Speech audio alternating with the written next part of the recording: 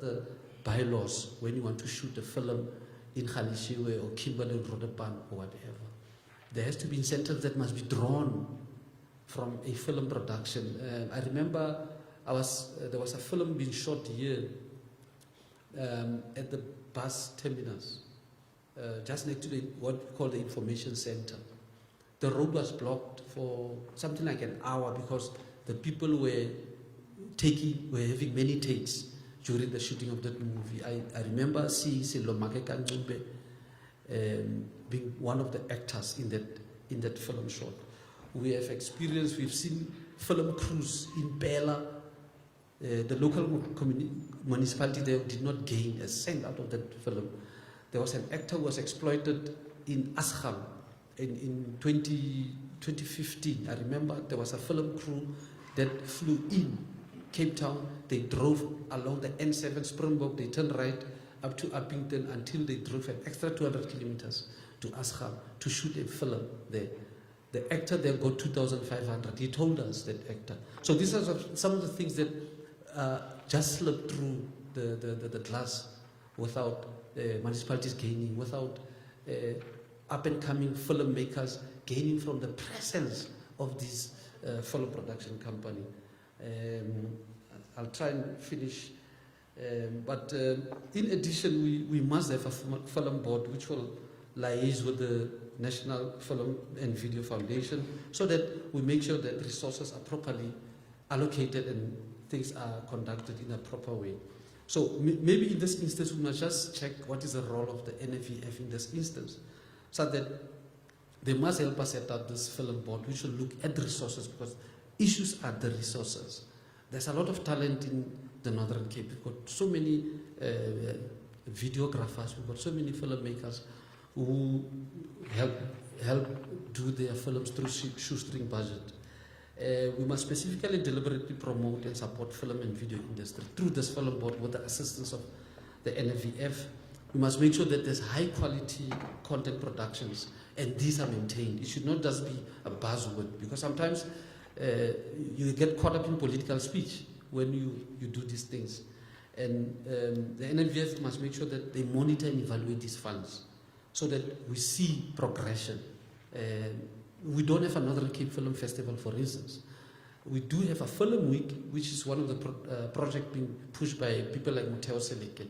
We appreciate, but we haven't seen an outgrowth or an outburst of these things. And hopefully help us with the facilitation of markets so that we can be able to distribute our products. This is my business for today, ladies and gentlemen. I hope I didn't take too much time. Thank you.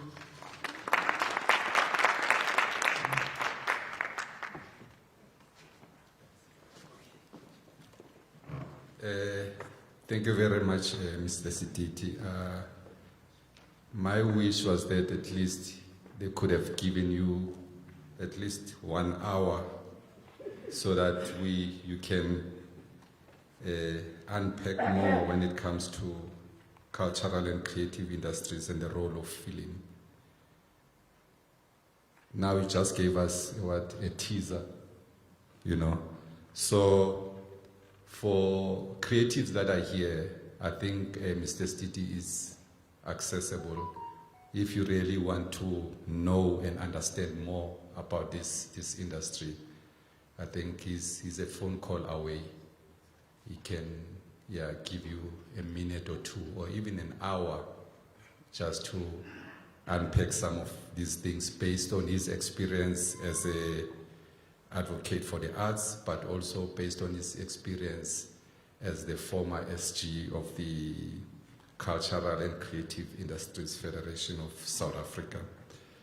So moving forward, I would like to please welcome Onke Dumeko. I think you heard the mayor had like a quote from her from the opening of the Durban Film Festival. She's here with us. She's the head of operations at NFVF. So can we give him a round of applause so that she can come to the podium? Thank you.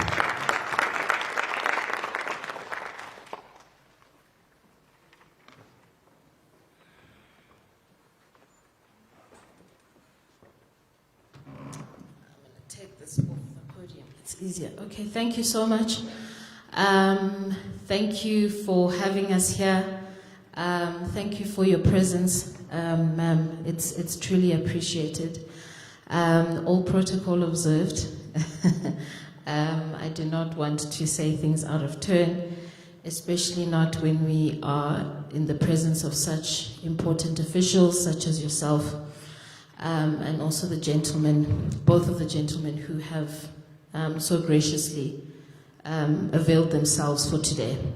And it's an important thing, I think, because usually when we do the roadshows, we do it as an independent thing, as the NFVF. We've had some unfortunate instances in the past, sometimes when we've worked with local government, not in this province, where sometimes the message gets diluted and other things are placed beforehand. But it's so refreshing to be in an environment where there is proper focus on the task at hand, which is focusing on filmmakers. So I think from us, we truly do appreciate it. Thank you very much for being here. Thank you very much for participating and showing your commitment to this industry, especially to filmmakers in this sector. It's greatly appreciated. Thank you. I think they deserve a round of applause, guys, because this is not what happens often, right? So I truly appreciate it from my end. And yeah, because I think collaboration is important, but collaboration needs to be focused. And it's good that we have a focused collaboration today. As the program director has indicated, my name is Onke. I am the head of operations at the National Film and Video Foundation, the NFVF. It's good to see some familiar faces in the crowd, some people that we have supported through the NFVF and have equally supported us, such as someone like Mersha. I don't know if she's in the room or if she's running around, but it would not have been possible doing this here if it were not for her. We published the roadshows, we published venues, and she frantically said to me, "You cannot do it there. I know the Northern Cape. I'll tell you exactly where you need to do it if you want to do it in Kimberley and Uppington." So if it were not for Mersha, you guys would not be gathered here in a venue that is a lot more easily accessible. So I think if we can all just give Mersha a round of applause, it would be greatly appreciated. I also recognize Moteo, the program director, also mentioned him. We've worked with Moteo for quite a number of years now.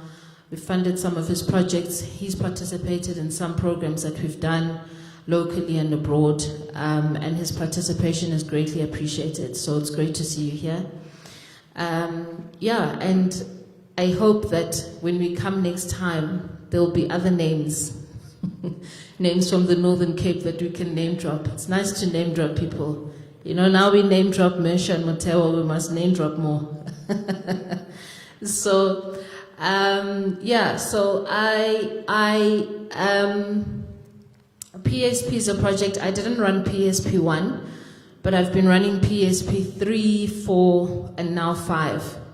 And the important thing is for us to get the numbers up where they are not up.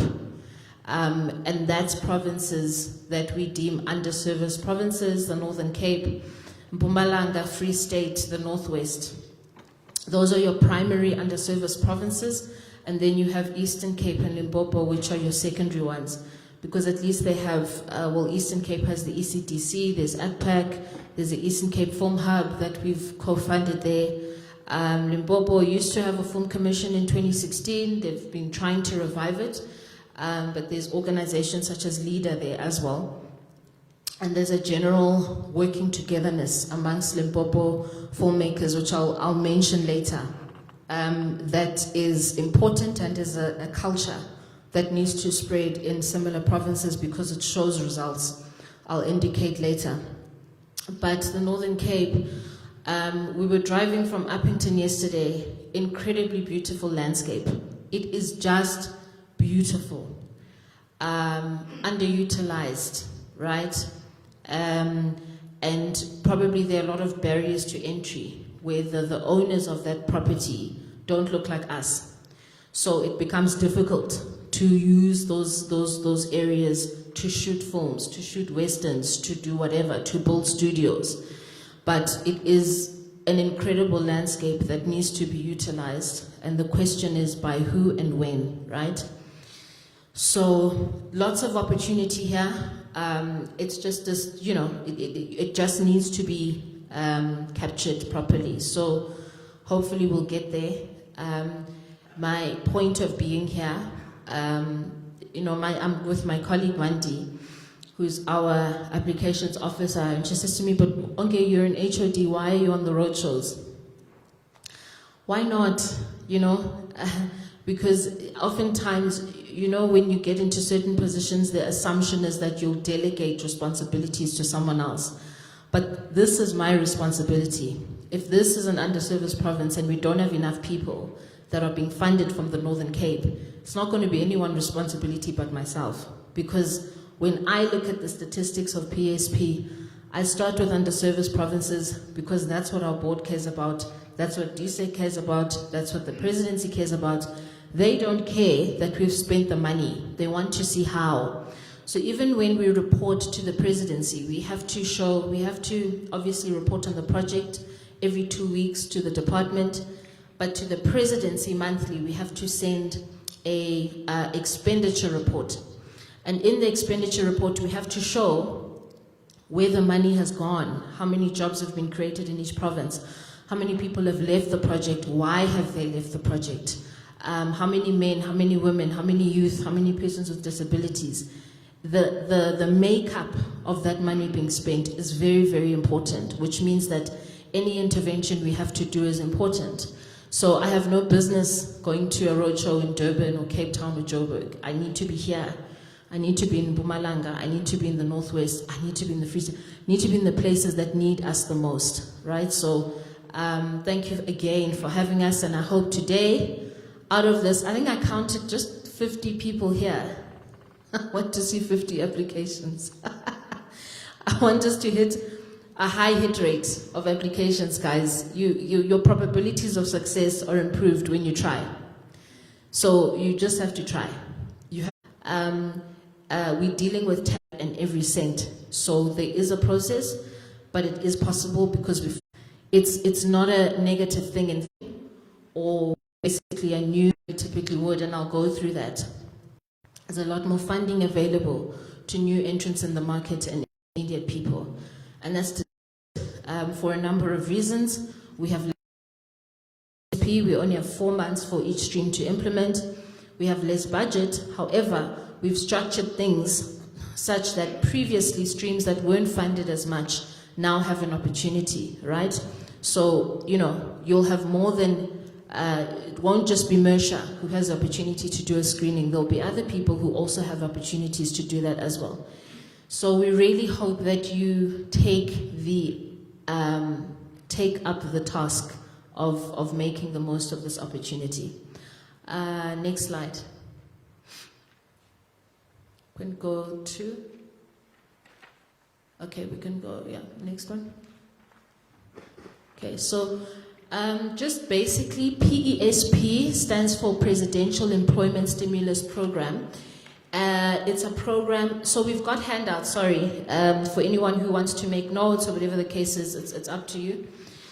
PESP stands for Presidential Employment Stimulus Program. It's a program that comes from the presidency designed to create jobs across the country as a result of the pandemic. Right, so the gentleman was telling you what the effect of the pandemic was. It contracted the industry by 59%. So now we're sitting at an industry that's worth 2.9 billion.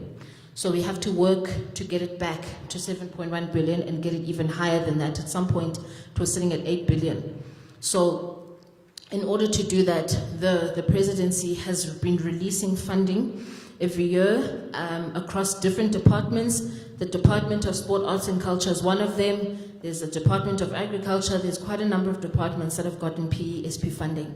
We've participated in the first one in 2020, 2021, And the third one, PESP3, PESP4, and now PESP5, there wasn't an allocation under PESP2. Under PESP5, we have 2 projects. So project 1 is grant funding, so that's what you guys are here for. Project 2 is a recruitment process for interns to work on the digitization of film.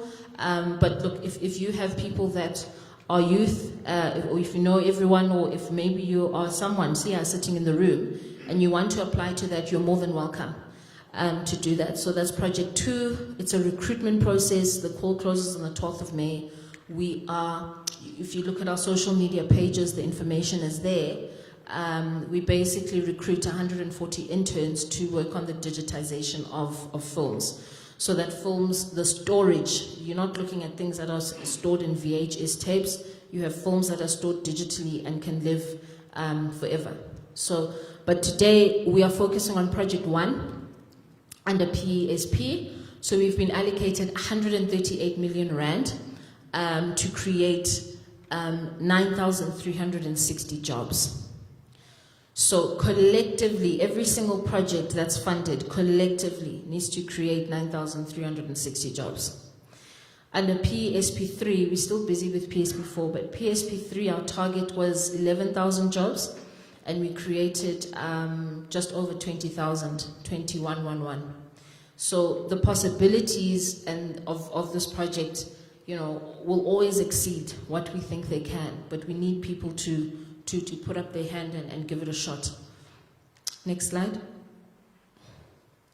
So there's just a few changes, but it'll make sense with the next slide that I show you.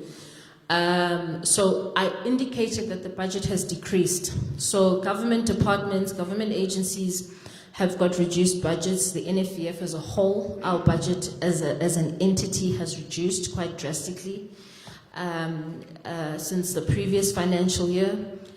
So the allocation for PESP as well has reduced by 16.3 million. It's unfortunate because we were getting somewhere, we were building, but they, for whatever reason, the money had to be cut. And secondly, the time is not as much as what it used to be. So when we started PESP with PSP1, every single stream, whether it was production, skills development, film festivals, every single stream got 3 months. It was disastrous for feature films. Anyone who's a filmmaker here, producer, can understand to do a feature film in 3 months is almost impossible. You probably haven't even finished script, right? The development phase, so it just didn't work. We engaged ISAC. They allowed us to extend the time, where we gave stream 1 12 months each. Just stream 1, streams 2 and 3 remained on 3 months, then they got 6 months, but they can still deliver. They could still deliver under 3 months, most of them. But stream 1 got 12 months. With PESP5, they were quite strict with the timing. They wanted this project finished by the 31st of March, 2025. So just to give you context, we had already started planning PESP5 in January already. We were just waiting on the allocation letter from the department. So by the time they gave it to us in mid-March, it was quite clear that they wanted this thing to be finished by the 31st of March, which meant that even when we pleaded and we asked and we said, listen, filmmakers need at least 12 months to do features. It wasn't going to be accommodated, and they also had cut the budget quite significantly. So we worked with what we have, and it's not all doom and gloom. Everything is about perspective and how you think of it. You can still make the most out of an opportunity. So stream 1 has gone from 12 months to 4 months. So because of that, we're only funding short films. Short films, short animation, shorts, short documentaries, a TV pilot, shorts. When I said it's perspective, I meant that because if you think of South Africa and the landscape, right? Many years ago, there was a very famous individual who said that everything should be 90% local. And they told him he was crazy and they laughed at him, right? Claudia said 90% local, enough with this American stuff. At the time, for example, you know, Mnet, multi-choice had channels like Mnet and whatever, Channel O, and those were the channels that they were really leading with. Today, Mzansi Magic, Mzansi Wetu, Moja Love, if you do not have those 3 channels on the DSTV bouquet, DSTV does not have a business. Today. Wasn't like that many years ago. Mzansi Magic, Moja Love, Mzansi Wetu. Why? Because local content is in high demand. It is in the highest demand. It leads. So it even leads that business, right? On your channels like Mzansi Wetu, on your channels like Moja Love, even the SABC, they have so many slots and distribution avenues available. For what? For short films. Short film is anything from 7 minutes to 34 minutes. A lot of short films are around your 24-minuters. So there's opportunity, there's space for short films, right? You can create a feature film, and it's not to, you know, discourage anyone who creates feature films. But it's difficult to create feature films in South Africa. It could take you years to just finish it, let alone to secure a distribution deal that helps you retain a modicum of ownership, right? Because at some point, most filmmakers end up, you know, selling a lot of their rights to distributors, to streamers. But feature films, it's a slightly different situation because your avenues for distribution are way more. So again, perspective is everything. It's up to you if you want to make use of the opportunity. Also, feature films, most people, 99% of people who are great at making features, 70 minutes and above, they started with shorts. It was a starting ground. So if you have the type of person who you want to get your feet wet, you want to start in this industry, a short film, as a producer, a short film is the avenue, right? Students, when they go to film school, they start producing shorts, right? Do not underestimate the power of short films. Short films also, again, even with film festivals. There are film festivals around the world that focus only on short films. So we're only funding shorts, short formats, short films, short animation, documentary, including TV pilots. The NFVF doesn't have enough budget to fund a full series, but we can fund your pilot. So if you have an idea about a TV series that you want to do, that's fantastic. What you can do is apply for funding to fund the pilot. The pilot is almost like the sample. That's what you're going to take to shop around to different distribution agencies, broadcasters, whatever, and say, this is the series I want to do. This is the pilot is usually the first episode. This is the first episode that I want, right? But we'll go into detail later. And then there's stream 2, and then there's stream 3. Again, there's 4 months. Stream 2 and 3, they implemented fine under 3 months. Under PSP4, we've given them 6 months. Most of them were done in 3 months anyway. So 4 months still works. And then we have new risk mitigation measures. As with anything, guys, we see a lot of the time in the papers how people try to chow government money and all of those things. And people try to find loopholes. So we always, every year we do PSP, we have to tighten the belt to figure out where it's loose, right? Where are things falling through the cracks? Where can we tighten it to make sure that we don't have those situations? So there's 3 things we're going to do. If you are approved for funding, not at your application stage. So if you want to apply now that the call is out, you apply with the bank account that you have, either for yourself if you're applying as an individual, or for the company if you're applying as a production company. Because remember, you can apply as an individual or you can apply as a production company. Once you get approved for funding, so after we've given you that letter that says congratulations, you've been approved for funding, then you will be required to open a separate bank account. And the reason why we need a separate bank account, it's not something that's unusual, it happens all the time, is because we need to be able to, through the monitoring and evaluation process, we need to be able to track where that money is going. We need to see what's happening with that funding. And then the second thing is that you will be required to sign a power of attorney, right? So that if throughout the monitoring and evaluation process, let's say you're given 4 months, it's now the 4th month, it's mid-month, there's still nothing we've seen. You haven't submitted one proof of payment, you've paid for one job, there's absolutely nothing. You said you were going to do a festival, there's no festival that's happened. The NFVF will then have the right to take that money back, okay? It happens a lot, it's nothing unusual, it's nothing new that we're creating. It's a standard operating practice. We've just never implemented it before. But we really do not have the bandwidth for situations where people apply for funding, they say they're going to empower all of these people, they say they're going to employ all of these people, next thing someone is buying a house or a car or paying their kids' school fees. It's so disheartening, guys, because you know, there's so many people that take the time to apply and put in the effort. And for whatever reason, they don't get the funding, right? And then you have the other people who do get the funding and they play with the opportunity. So we're really trying to avoid situations like that. And then due diligence, right? So after the panel has reviewed your application, before your recommendation goes to the board, we will do a due diligence where we will come to you, right? And we'll say, okay, Manti has applied.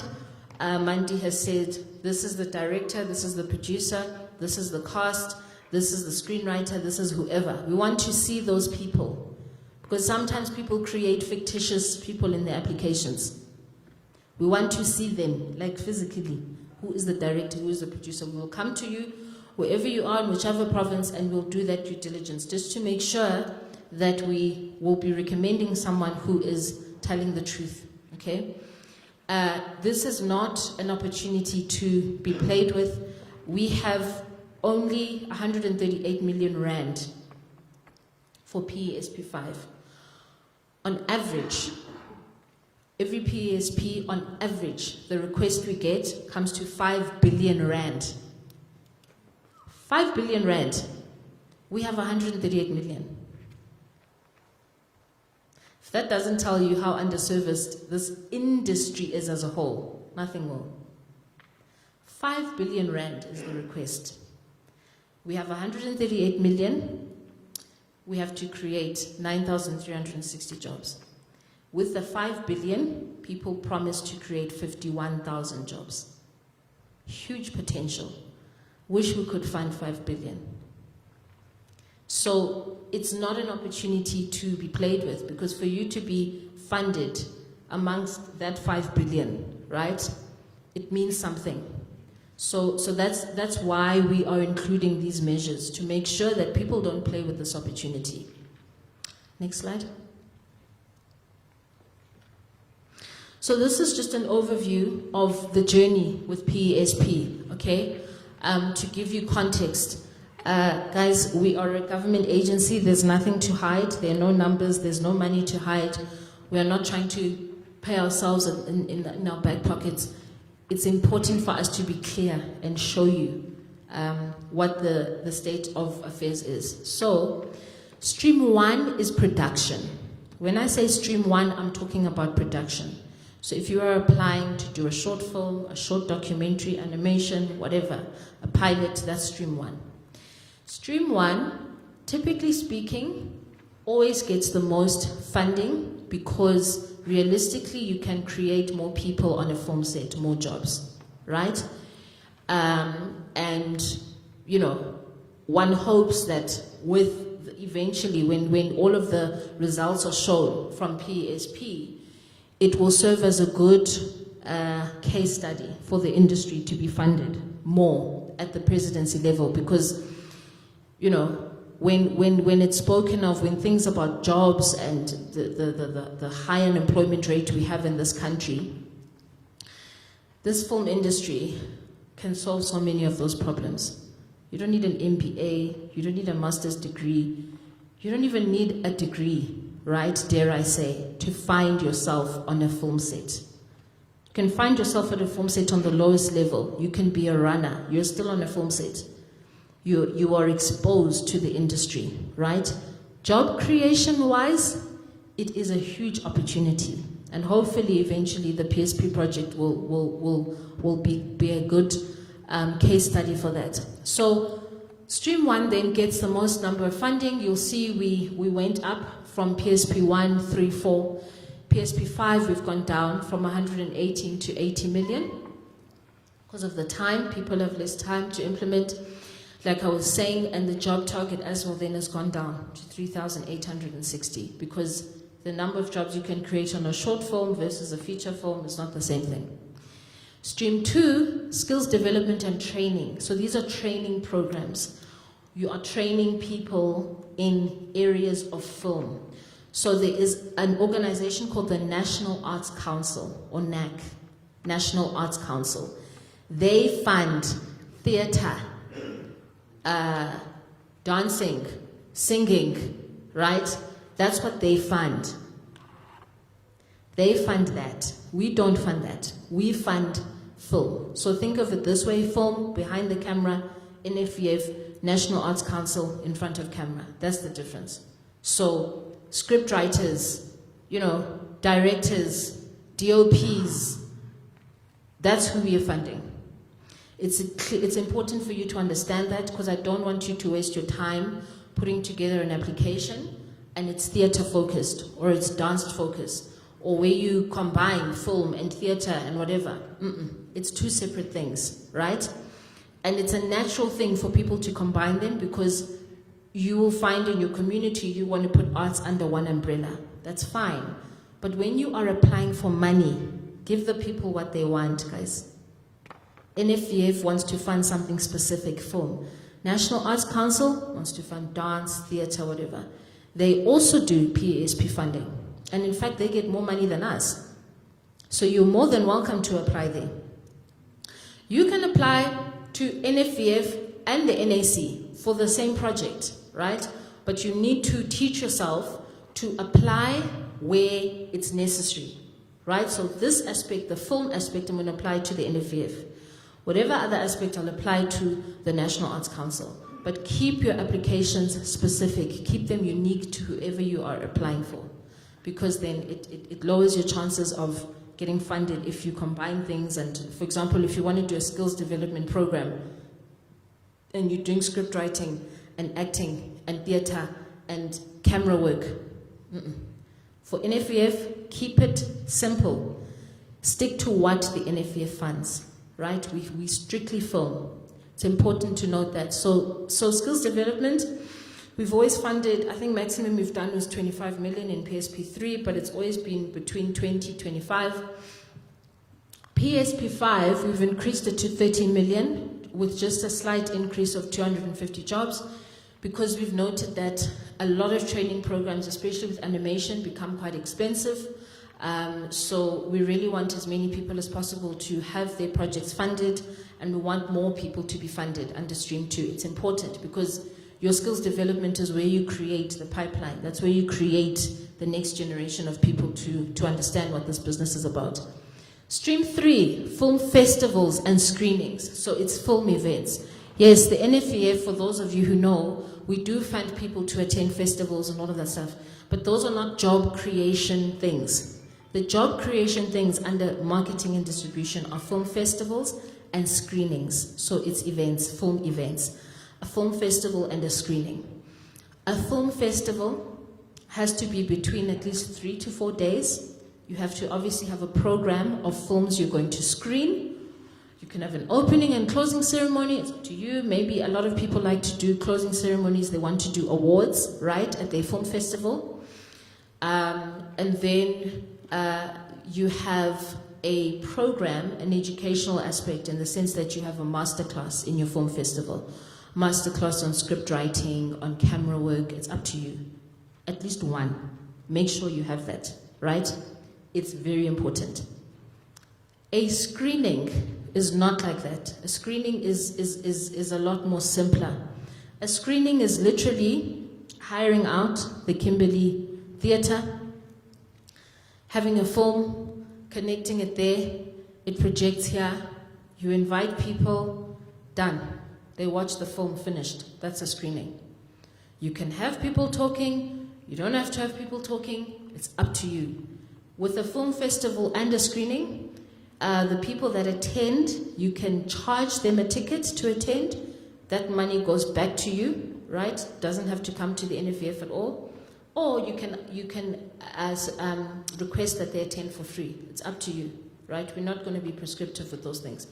So that's the difference between a festival and a screening. It's a question we get a lot. A screening, especially if you've always been interested, maybe you've attended some festivals, maybe you just don't have enough courage to put together a festival, a screening is a great place to start.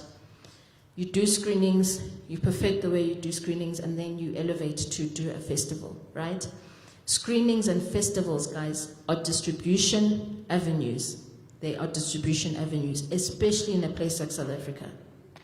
So I really encourage a lot of you guys to apply, it's particularly for film screenings, because we have almost doubled the budget to 21 million. And this stream, we're only funding stream tier 2 and 3. In other words, beginners and intermediate people.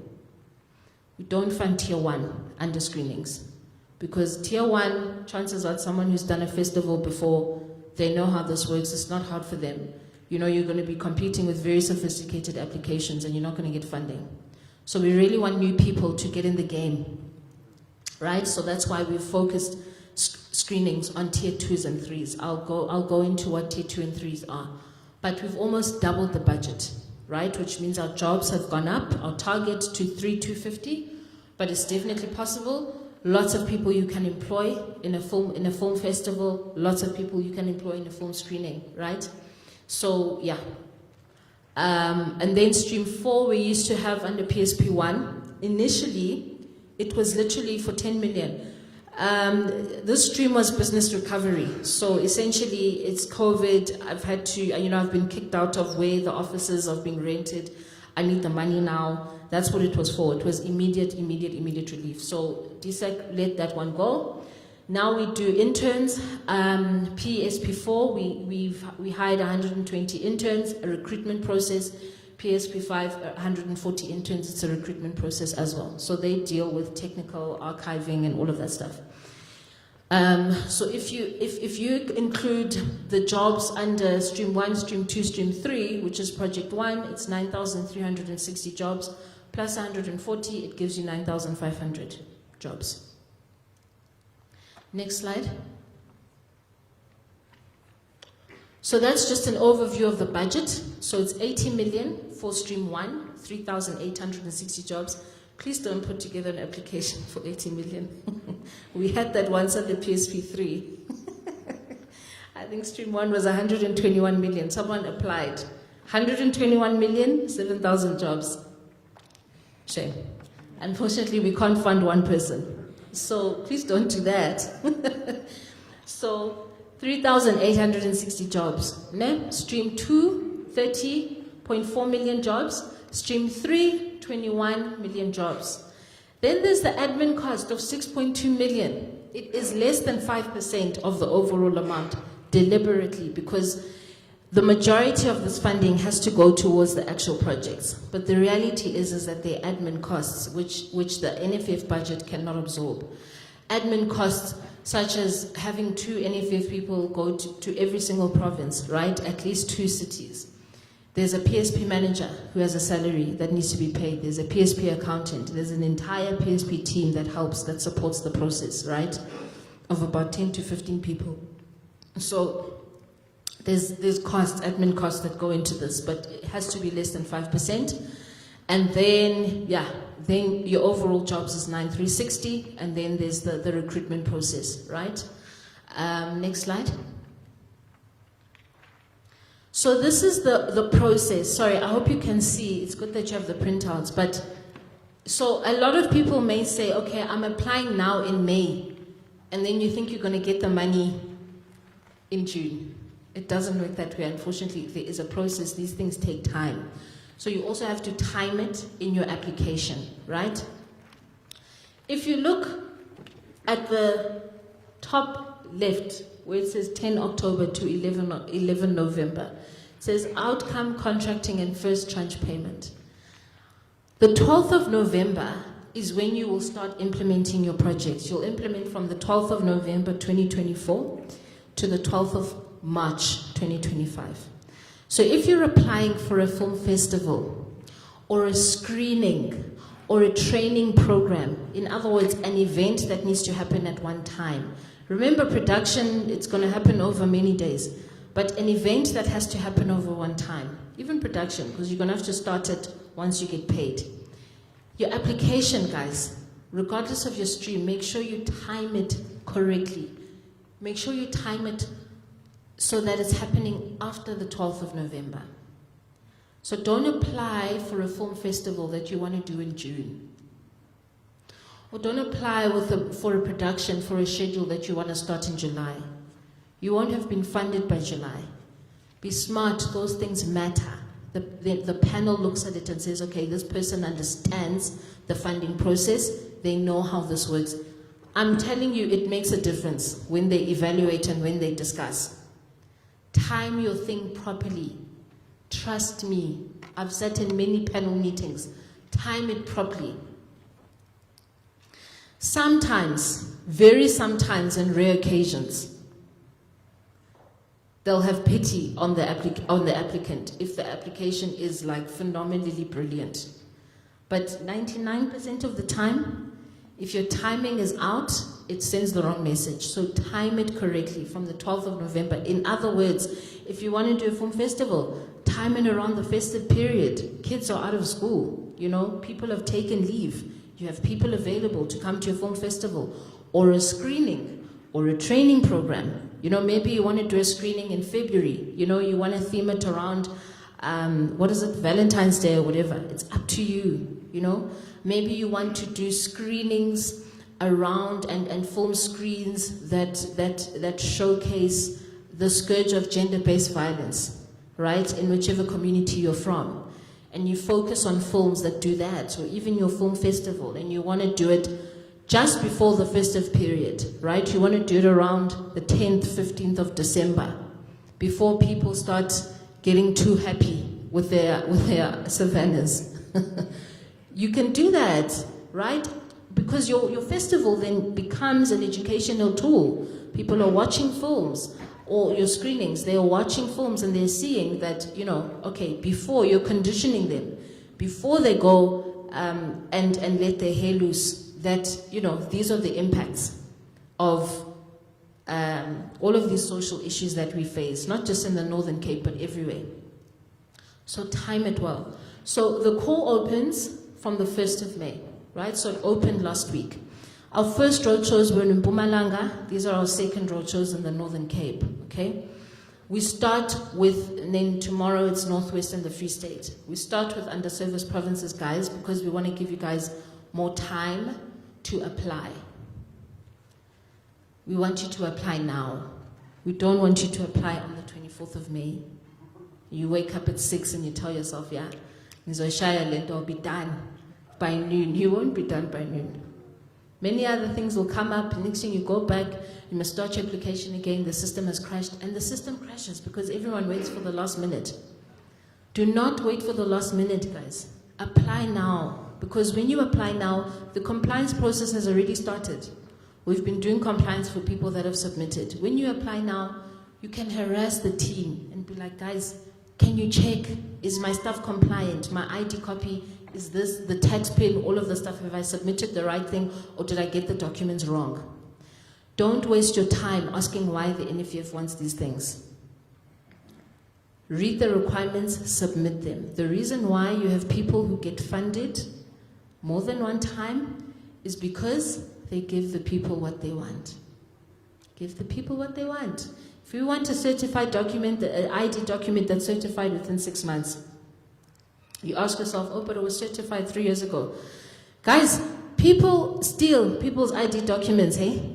Next thing you don't know, you're married there by Home Affairs. You have no idea. Those things happen, it's real. That's why we want to make sure who we are talking to is who we are talking to. So go to the police station, ask them to certify it for you. It's that simple. Don't waste your time belaboring the point asking why, because you are preventing yourself from this opportunity. Just get it done. Get it done. And then, so it opens from the 1st of May to the 24th of May. Then from the 6th of May to the 20th of May, that's the open call for panel members. Manti will go through that. We don't just want people to apply for funding, we want people to be advisory panel members. So there are some of you, advisory panel members are eventually people that evaluate the projects, the submissions. So you look at the submissions, you get 10 to 15 submissions, you evaluate them, you sit through panel meetings, and you are the ones that decide. I don't look at projects. No one at the NFVF does. The system has to be independent, because when it's not, what happens is sometimes staff, you want to fund your friends, you want to fund people you know, you don't want to fund filmmakers that are always calling and whatever because they irritate you, and that's not a fair process. Because if your application is compliant and it's great, you should get funding, regardless of what your personality is. So we don't look at them. It's an independent panel of adjudicators that we appoint.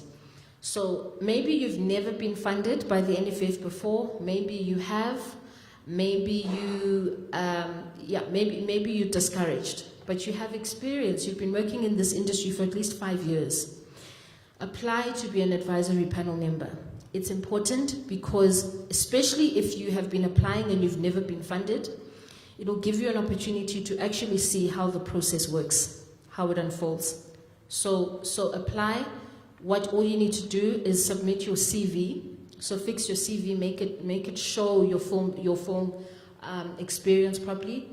You submit your CV and a letter of nomination. Ask someone to nominate you, right? By the 20th of May.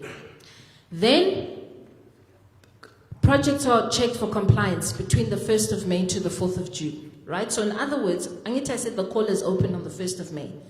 We've already started compliance check, because those who have submitted, we're already checking. Who has submitted? Is it complete? Have you just registered? Have you not completed? There's a difference between registering an application and submitting a complete application. It's very easy to register your name. Do not fall into the trap of registering and thinking and being all motivated and thinking, no, I'll go back and I'll fill out the application. Register in the same sitting, start your application. At least do half, then come back if you can't do the full thing. But don't register telling yourself you're going to come back and complete it. I'm telling you, you won't. The difference in numbers between the people that register and the people that actually finish the application, it's huge. So from that 5 billion, trust me, we can get to 138 million. Because people, firstly, do not finish their applications. They don't. If you don't finish your application, you do not stand a chance of anything. It doesn't matter what you've put in the first tab or the second tab. You have to finish the full application, guys. Otherwise, you don't stand a chance for anything. Because once you finish your application and it's compliant before the closing date, then your application can be reviewed, right? So there's compliance check. Then, between the 15th of June and the 28th of July, we allocate projects to panel members. So each panel member gets between about 10, 15, some get 20. And they evaluate the projects, right?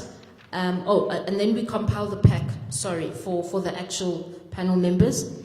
So once they've evaluated, so we allocate the projects to them, then they evaluate the projects, right? They need to be given enough time to evaluate 10, 15 projects that they've been given.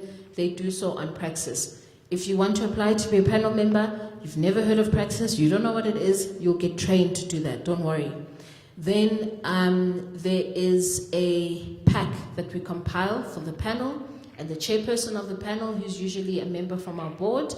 And then from the 29th of July to the 4th of October, we have advisory panel meetings. In other words, what that means is that for a week, if you are an advisory panel member for Stream 1, you will be in front of your laptop, right? In a meeting from 9 o'clock in the morning until 5 o'clock, sometimes 6 o'clock in the evening, every day for 5 days. There are a lot of applications to go through. Stream 1 gets a week, sometimes it's a week and a half. Stream 2, between 3 to 4 days. Stream 3, between 3 to 4 days. You sit in the meeting on your laptop, you engage, you listen, right? There will be projects that you've reviewed. For the projects that you've reviewed, you'd be asked to comment. You'll have to come to a consensus for a project. Am I recommending it? Am I not? Are we not? There will be projects that maybe you haven't reviewed, right? But as a panel member, you can still put in your 2 cents and give your version of whether you think a recommendation can be considered or not, because there are various factors. So for example, if someone wants to do a film screening in the Northern Cape, right? Let's say it's not even Kimberley. Kimberley is a lot more developed. Let's say some other place in the Northern Cape. It's not as developed. I can tell you now, as someone who comes from the rural areas of the Eastern Cape, it is going to cost me more money to do a screening at Qaqala, where I'm from, than to do a screening in Lone Hill, where I live. It's going to cost me more. Transport, like just the logistics, it's a lot more difficult. Now, if there are panel members who the majority are from Gauteng, or from Joburg, or from Cape Town, or from Durban, most of them may not have even have had that experience in the rural areas of the Northern Cape or the Eastern Cape or whatever. You need people that can vouch for the area, that can vouch for even some of the applicants, to say, okay, I see Moteo as a first-time applicant, but I've actually worked on this guy on a number of projects, and I've actually seen his delivery. So even though I haven't reviewed the project, in terms of the applicant, he's pretty well known in the region. And I would actually recommend that you give him a chance. Guys, I'm telling you, those things matter. So you have to, if you have the experience, panel members, adjudicators, it's not someone who's starting in the industry, right? We need people who know what they're doing, right? Who have experience, because even when you evaluate, you have to give credible insights. You have to, when you're supporting, when you evaluate your project, you're gonna put your comments there on Praxis. In the pack, they'll be there for everyone to see. So you don't want to be writing things because you don't really know what's happening. Remember, it's someone's application. This is someone's business. This is someone's work. So you need to have the experience to recommend it or not. So if you have it, you've been working in the industry at least 5 years, put your hand up and apply to be a panel member. So then we have the panel meetings. Then we do the due diligence I was talking about earlier. Then we have a board pack presentation. We compile the pack for the board. The board has their meeting, or the council, from the 8th to the 9th of October. They have the meetings for all 3 streams where they approve or they don't approve the recommendations. And then from the 10th of October to the 11th of November, it's the outcomes. So you get your letter of outcome. We contract you, we give you your first tranche payment, we pay 90% up front so you can do the project, and then we work with you on monitoring and evaluation process, 10% at the end once you've complied with the monitoring and evaluation process. So from May, you start working in November. That's just an insight as to how long the process can take. Next slide. Okay, so the projects, next slide. So it's 3 streams, you can go to the next slide. So stream 1, again, I said we're focusing on shorts. You must create a minimum of 10 jobs in 4 months. So every project, minimum of 10 jobs. Do not submit an application with 10 on the dot, just a word of advice. Try to start there from 15 and above. I wonder when your application starts to say 25, whatever, 30 jobs. That's when panel adjudicators start looking at it favorably.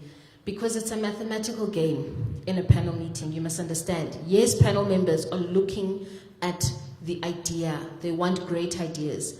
But they want to reach the target for that stream. That's the process of PESP. That makes it quite different to normal funding. So just keep that in mind. It's a job creation project. So minimum of 10 jobs within a project of 4 months. If you could submit an application, it's wonderful, it's great, it's amazing, and it's 9 jobs, It's not going to get funded. Another thing to remember, on your budget, guys, when you submit jobs, if you are saying 15 jobs in your project, on your budget, we will look at your budget and see how many people you're actually paying. So make sure those 15 are reflect in your budget. Do not overlook other jobs. If there's a security guard that you've hired and you're paying him, that's a job. If there's a cleaning lady that you've hired and you're paying her, it's a job. Anyone you are paying is a job. Anyone you are not paying is not a job.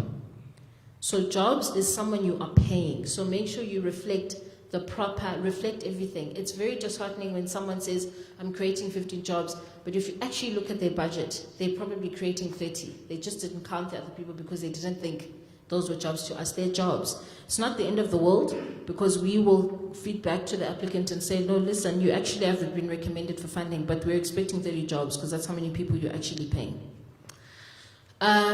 So again, you'll be expected to implement between 12th of November 2024 to the 12th of March 2025. Next slide. So these are the caps. When I mean funding caps, I mean this is the maximum you can get paid, right?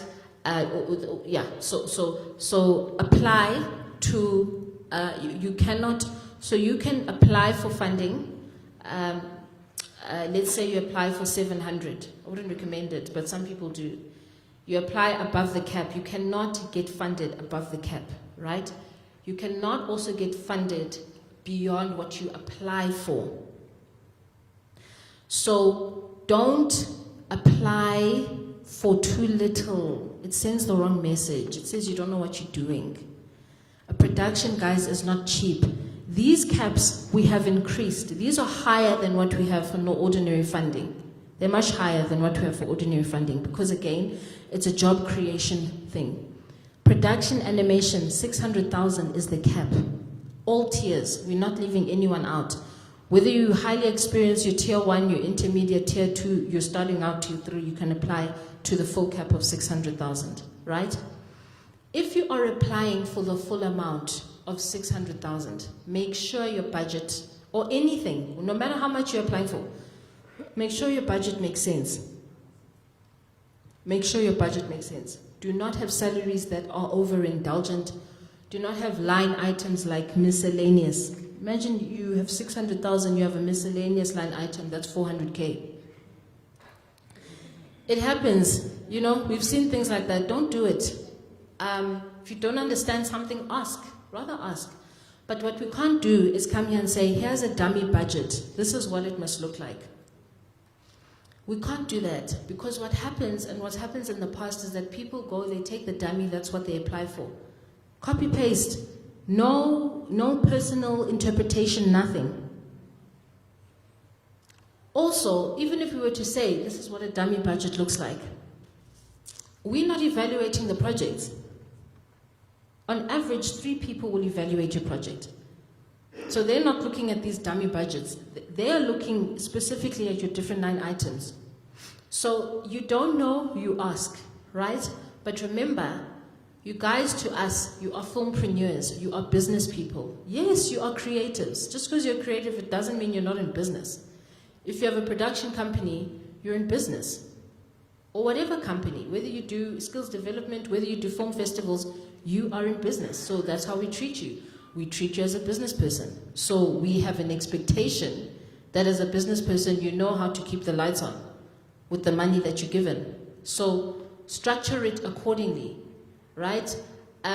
We're not here to, this is not about us giving you a 350 Rand grant so that you can buy mealie meal and whatever. And if that's your personal situation, that's also fine. We are here, and we're not saying Izanis or Balisa so you can go and get it and go home and say, I got a job. You are creating the jobs. You're creating them. So take yourselves as seriously as how we take you.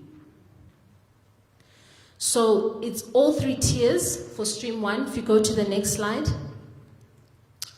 Eligibility. So if you're tier 1, you have been doing films, you have at least 3 commercially viable feature films. If you're tier 2, you have between 1 or 2 feature films or 2 or 3 short films, right? If you're tier 3, you're a new entrant, you have at least, maybe you've produced at least 1 short film, but even if you haven't produced the short film, if you haven't finished it, if you haven't started, it's okay. You're still tier 3, apply, give it a shot, right? Next slide. So these are some of the open call requirements. I'm not going to go through all of them because I need you to go to Praxis to look at the full list, guys. It's there. Look at the full list on Praxis. Even though some of you will take these presentations home, please don't. Look at Praxis. It's there. You have to go to it. The full list of things are there. Next slide. Stream 2 is training, right? Skills development, training program. For a training program, let's say this is a training program that I'm doing and you guys are in my training program, right? You pay people a stipend to attend. Those are jobs. Minimum 350 Rand. Everyone here gets 350 Rand. I count them as jobs. So however many people are here, 51, 52, it's 52 jobs, plus myself, plus Manti, plus whoever, plus anyone else who helps set up the situation, right? Those are the jobs, right? The people that attend for Stream 2 are jobs, but you have to pay them a stipend. If they're attending and you're not paying them anything, it's not a job, okay? So the training is anything, you as long as it's under the ambit of what we fund. So you could want to train people on script writing, you could want to train people on camera work, you can want to train people on makeup, right, for film sets, or styling and wardrobe. I don't know, it's up to you, but that's what your training program will be about, right? 30 million Rand, 2,250. Next slide. The caps are 700,000 if you are not hiring equipment, 1 million if you're hiring equipment. We're only offering to hire because when you purchase the equipment, it will completely blow out your budget. Your application will end up being 1.5 million. Unfortunately, we don't have that money. So if you're not hiring any equipment, you can apply up to 700,000. If you are, you can apply up to 1 million. And then we have stipends, 350, or you can do 5,000 Rand a month. Or, guys, the operative word there is or. Don't look at that thing and say, oh, no, I have to pay people 5,000. No, you can just decide, minimum 350. We've put that there because in the past you have had some people who have exploited people. They've come, they've paid someone 10 Rand, they've called it a job. That's exploitation. Next day, and that person got funded 3 million, and they're paying people 10 Rand. Seriously? So we're really trying to avoid this thing of exploitation. So those are the standard national guidelines in terms of those stipends. Those are the open call. It will all be on Praxis. Next slide.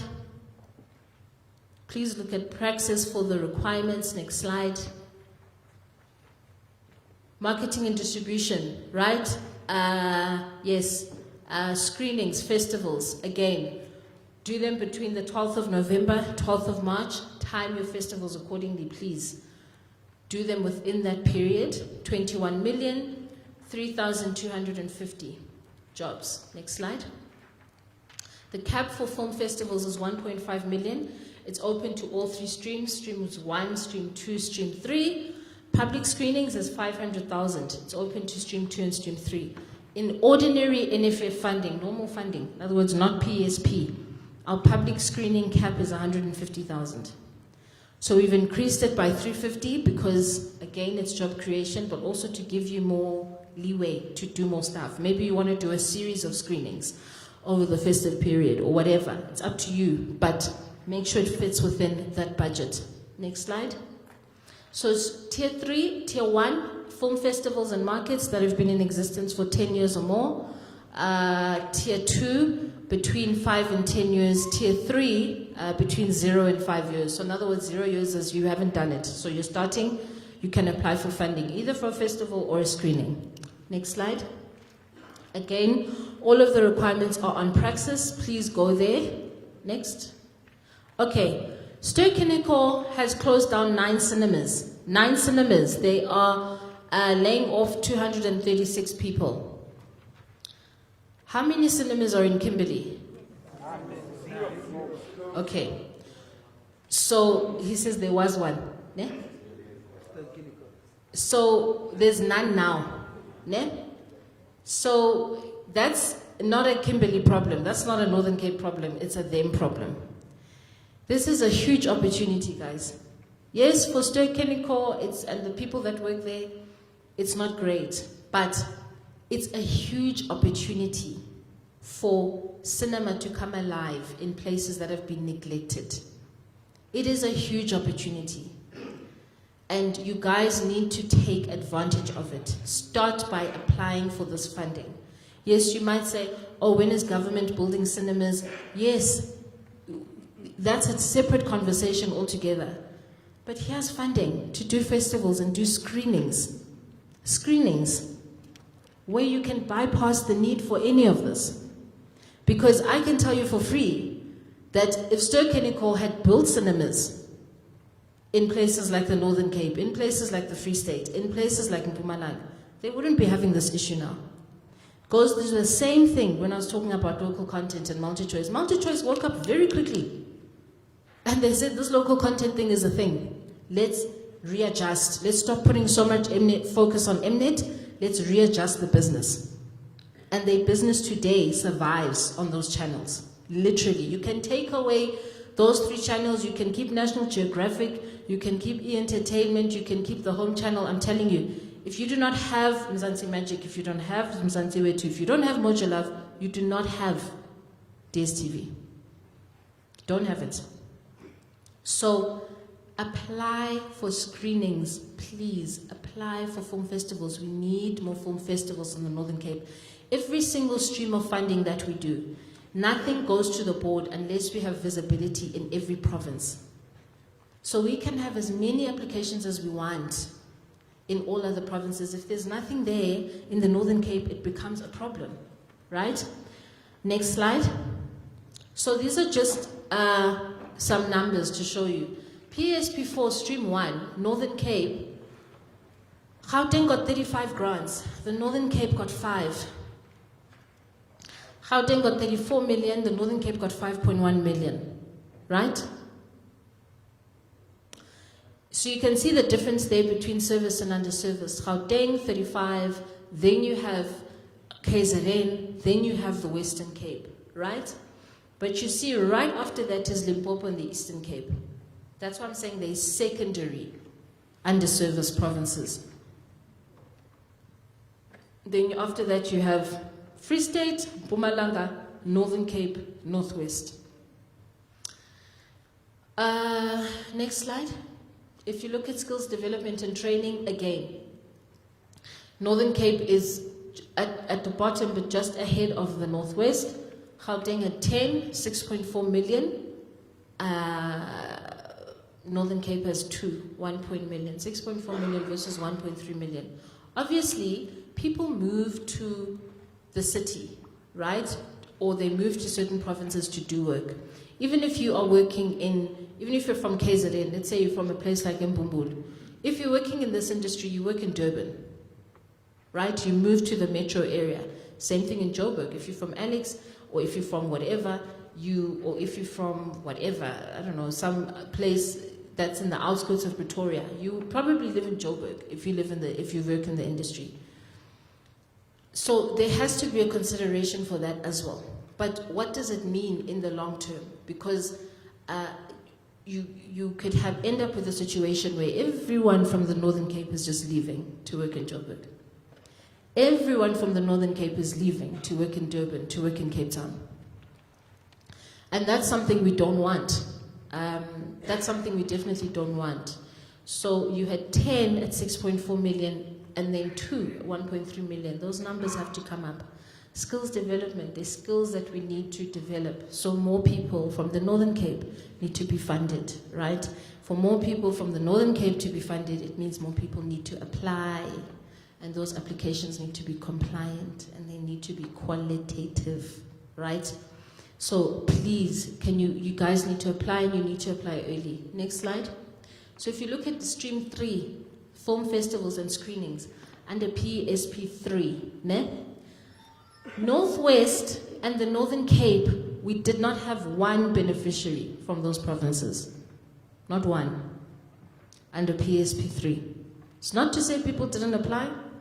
Some of the applications were either not compliant or the quality was not what it could have been, right? Because your project is scored by 3 people on average, and there's an average of 70.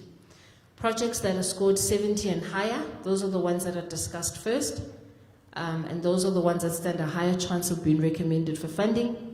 Then, if there's time, we get to the projects that are scored 69, 68, 67, whatever. So, Northwest did not have a beneficiary, Northern Cape had a beneficiary, right? Limpopo had 5. Limpopo got 3.9 million. They don't have a film commission. There's no, if you're filming in Limpopo, you're not going to get an incentive for filming there from any organization, as opposed to Gauteng or KZN, or even the Western Cape. Next slide. If you look though for PSP4, sorry, there's something wrong with this thing, but anyway, for PSP4, Northern Cape, is at the bottom, and they got 3 grants. So we went from 0 to 3, right? It is better than going from 0 to 0, or 0 to 1, or 0 to 2. It is an improvement, and that's what matters, right? Under PSP4, Northern Cape got 3, Limpopo got the highest, they got 6 grants again. So Limpopo is essentially leading in the stream in PSP3. It gets more funding than the Western Cape, than Gauteng. And what they do is they help one another. They work together. They will gather in the Northern Cape Theatre like this, and they will help one another apply. There's nothing wrong with that. There's nothing in the rules that says you can't do that. They do that. They host sessions. They'll gather at someone's house. They'll apply. I don't understand what this thing is. How did you do yours? This. Okay, how can I tweak mine? They work together. And that's what you guys need to do as well. Take a page out of their book and work together. Don't say you're going to work together. Actually do it. And if some people don't want to do it, leave them behind. Hamba naba hamba. But work with the ones who want to work together. Even if you're a group of, I don't know, there's 50-something here, and everyone says, yeah, we'll work together, and it ends up being 8 of you, that's fine. The 8 of you must apply, and you must finish the process.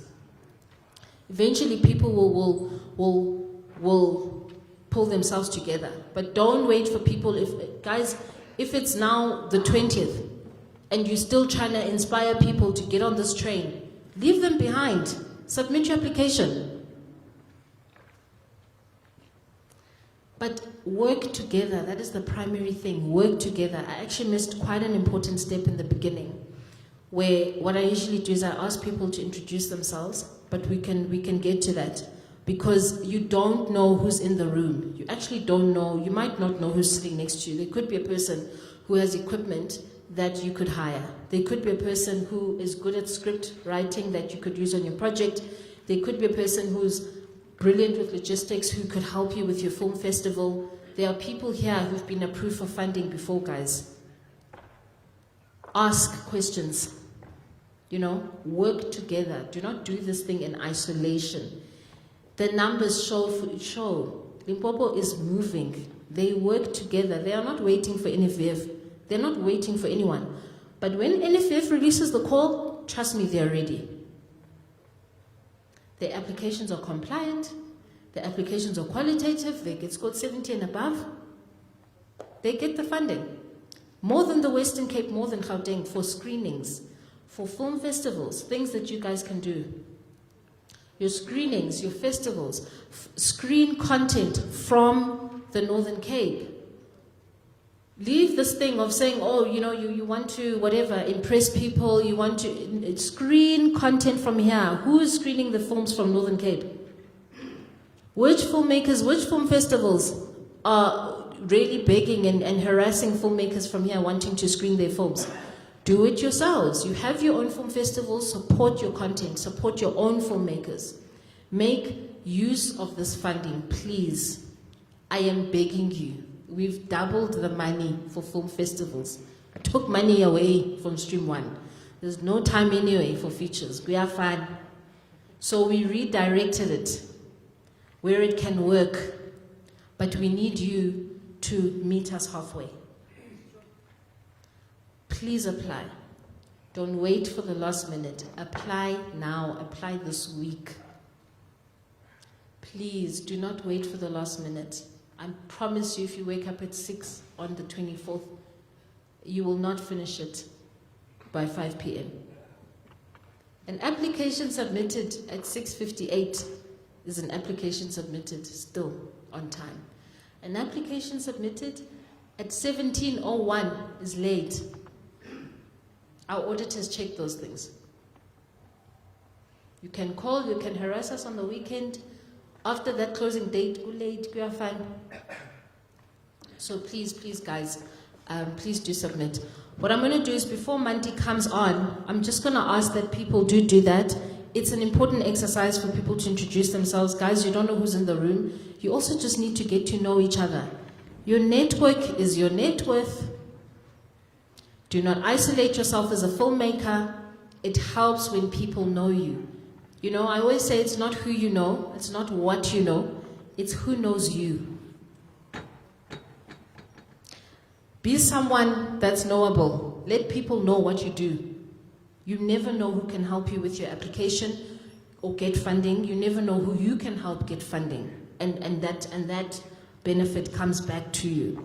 So I just want people to quickly go around, just introduce yourselves before we go into the application process. Marsha, I'll start with you.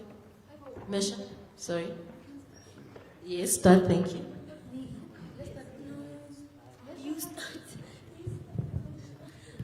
Okay. Okay, thanks. Good afternoon, ladies and gentlemen, and then thank you so much for honoring the invitation for the PSP5, because I really had to convince Onke Kuti it must happen in Kimberley, because the venue that you chose, it was very too far. How we were going to get there is a problem. And as you can see, Northern Cape is one of the provinces when it comes to job creation, and unemployment is very high, and especially for us creatives. If you don't do anything for yourself, nobody's going to do it for you. So, yeah, I'm actually a beneficiary of NVF. I produced a document of my Francis Barrett that won 2 awards in the UK, the best short film, and then the best short film and the best something to do with women, yeah. Currently, right now, very soon, one of the challenges that I'm currently facing is fighting with what you've mentioned, your multi-choice and your DSTV and your SABC to actually screen, to license it, actually, but I'm not actually agreeing with what they were offering me on the table. Currently, right now, I'm actually done with my second documentary. It's funded by you to the PSP, I think PSP 3, because that is 4, is 3. Remembering Joseph and Jatenge, 2 biological brothers who played for Bafana Bafana and Sundowns. And then last year I did the public film screening, which was also funded by you guys. The thing is that I'm surrounded by a group of men that always advise me that I can run to in terms of how to do an application. If I'm struggling in terms of script writing, a director, script writer, cinematographer, I know Kuti, I can pick up my phone and call Tapela Mkwena, I can call Legend Mangale, and also can call my older brother who's based in Bloemfontein, but he's not into film, but he taught me something that is very critical. He says, before you do a research machine in a project, you need to do a feasibility study. And that will assist you. And then you move to your research. So I like to ask around. I do ask around, I'm sure you've seen me in your inbox, in Instagram, I'm actually bothering a lot because of, and the nicest thing is that when what I've been taught, I share it with Sandy, with Ima, and then yeah, that's what I do. So this year, I'm actually looking on applying. I'm going to apply again, but I'm willing to work with those who want to work with me, because we really need to push Northern Cape in terms of application. It cannot only be 2 people funded, a same person be funded. At least this year, when you said we've reached our target in the province, let it be at least 10 applications be funded. It can be in film, it can be in screening, It can also be in skills development, in training, and also can in film and physical. Let it be division. There's this theory I keep things to myself. No, I don't keep things to myself. I work with those who want to work. You cannot come to me at the level of, like, say, tomorrow is the closing date of NVF, and you want to tell me now that you need a reference letter. I'm not going to do it for you. I don't work like that. You knew the date is coming, so ask me 2 weeks before so that I can be able to assist you. Not 3 days or a week, the day before. I'm not going to assist you. I'm not being arrogant, but I work with those who want to work. If you're not willing to work, don't work with me. It's simple as that. Thank you. Thank you.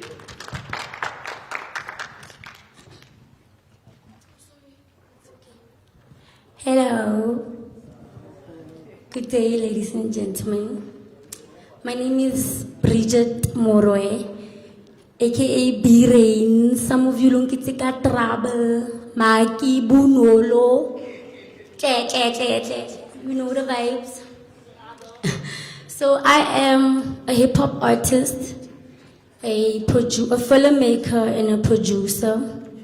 I have worked on a theater production in 2022, which took place right here on this theater stage. And I've recently worked on a short film called Waiting in Vain. I'm so grateful that you mentioned the part of collaboration, because I think that has been one of my mishaps or challenges in the Northern Cape, is how artists fail to comprehend the importance of collaboration, and instead of pursuing division and competition. So yes, I am working on a couple of projects this year, and I'm super excited. I do have also a group of men in my circle who helped me a lot in terms of applying and giving me advice. So I'm grateful for that as well. Yes, that wraps everything pretty much. Thank you. Thank you so much. Dumelang baholo. Thank you, Manrete. Ke o bakeng Kgaleboe mosimane wa Mokoena o tswang Taung. Okay. Kere, ke CEO of the beginning company, Focal Point Media. It's just started recently. So ke khone ke reng ke tshimolla ke kopana le batho ba harologaneng. Because ke dumela gore mo go kopaneng ke teng mo le wena o kreyang tsela ya gago teng gore how do you maneuver around this. So modimo mphile botlhale thata bo bo natural bo eleng gore ga ke a boela sekolong when it comes to videography, photography, music, you name it, everything that has to do with media. But I seek knowledge e leng gore ke tsa go study la kai kai. Ke kgangele leng gore ile ya bewa mo teng ga ka jaka ke re ya ka seed ke batla ka nna Setswana gore tlhape sentle. So ya ka peo mongwe wa me, thank you. So yeah, I am where I am now yana because of ke motho wa batho re tang go bua le batho ngabe ke se hanga be se ka obisio bona bua no yana no. So ke dumela gore total ya ka ke la hano yana is the beginning of new things. And yeah, I'm willing to learn and grow more on. Yeah, barka tsare kopana le bona. Thank you very much. Oh, okay. Before we get the next speaker, in terms of time, can you just briefly say, I'm Charles Maema, I'm this, I'm this, and this, I'm this, I'm this, and then so that we can save time. Thank you. Okay. Good day, everyone. My name is Mandela Matebula. I'm a beneficiary from NFVF. I was doing training pertaining to the in-brand skills exchange. I did work alongside with the gentleman right there. Thank you a lot, where we would take our students to go for the public screening and just expose them towards what the industry is about. So yeah, that's it. Good day. My name is Anthony Moipulai. I'm a film graduate and I also worked on Umbala Film Festival. Sorry. And recently also on Mandela's project. So that's what I do. Thank you. Hi everyone, I am Masero Sokoro. I worked with Mr. Matebula on the Blueprint Skills Exchange Program. I was an assistant project manager. Hello everyone, my name is Mali B. Flat. I'm a multi-instrumentalist, sound curator, as I've worked for a few stage productions here, like the award-winning MC Ni and Bali by B Rains, and a few other productions. So I just want to say for those who will be applying for funding and are gonna get the funding, if you're looking for a sound curator, because as you know in film, sound is very important as well. So if you need a sound curator, effects and everything, I'm the go-to guy. Thank you. Good day everyone. My name is Neo Chakung.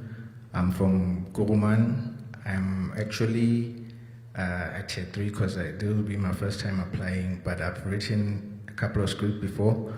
I actually had an opportunity of working for NFVF over a decade ago, but it was for 3 months as a marketing assistant. So ever since then, I was also on the Sparks program, but I didn't finish it because I wasn't a beneficiary. I was doing it because I was an employee. So along the way, my contract finished and I was from Bloom. I couldn't travel and have accommodation. But yeah, apart from that, I'm a script writer also. I'm an artist and I'm involved a lot in music. So anybody from Kuruman who really wants to collaborate and get Kuruman to be active in the film can please talk to me.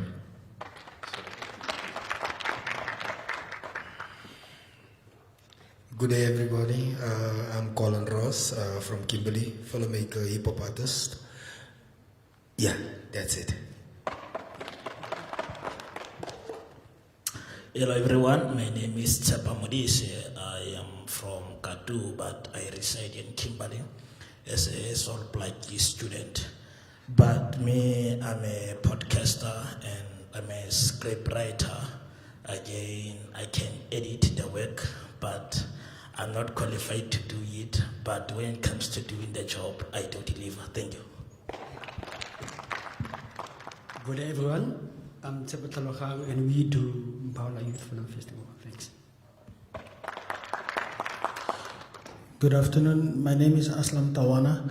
I come from Black Boy Adventures. We do adventure tourism in the Northern Cape and in South Africa. We're doing our videos, which we are currently running on YouTube and all the other platforms. Please like and subscribe to our YouTube channel, Black Boy Adventures, and follow us on Instagram, Facebook, as well as on TikTok. We have done an application to the SABC for a 13-part series. We are called to do a presentation 2 times for round 1, and then they ask us to do for SABC 2 for round 2. The application has unfortunately been turned down because of format, and then they're asking us to relook the format, not to do it the way how we are doing it currently, but to do it as a family traveling or doing the tourism destinations in the adventure space, which we are looking at. We are, however, still thinking that the format that we have could be used somewhere else. So we are prepared to discuss with anyone who's around here. We have a whole crew, a camera crew, and we've got people on sound. So we do a lot of things inside, in-house. We are, however, prepared to work with people like Moteo and Mashia and the rest of the script writers and all the people on the 13-part series, which we want to produce soon. Thank you.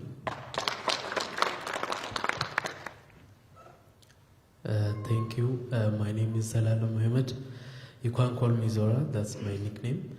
I'm a gospel musician. I play piano, drum, and sing. I also do this production thing. I'm a director of Journalist Production. Thank you. Good day, people.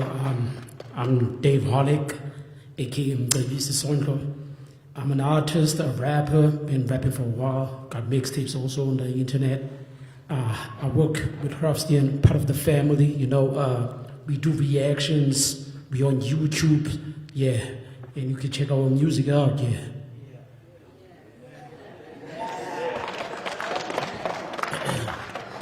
Good day, everyone. My name is Moose King, to be exact. I do videos, videography, photography, graphic designing, and we're in the film space. And I'm a YouTube graduate.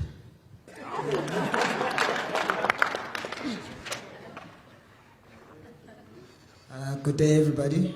I'm Tabolenko Senzimande, aka Bafo. I'm a music producer, do music scoring. I come from Northern Cape Motion Pictures. Thank you. Goedemiddag, good afternoon. My name is Carmen Khopani. We are also currently a beneficiary of NFVF, Settling Community Development. I'm the producer. Thank you, and definitely watch this space. Good day, everybody. My name is Brittany van Wyk. I am working with Carmen Khopani, and I'm the production assistant. Yeah, thank you. Hello, everybody. My name is Tatum Kubung. I'm a filmmaker. I'm also a beneficiary of the NFVF, but currently I'm working on development in film and television with cool kids. Thank you. Good day, everyone. My name is Tato Mashope. Born and bred here in Kosop Stad. I'm also from this province of the Kalahadi. I'm a social entrepreneur, writer, researcher, and business planner. Thanks.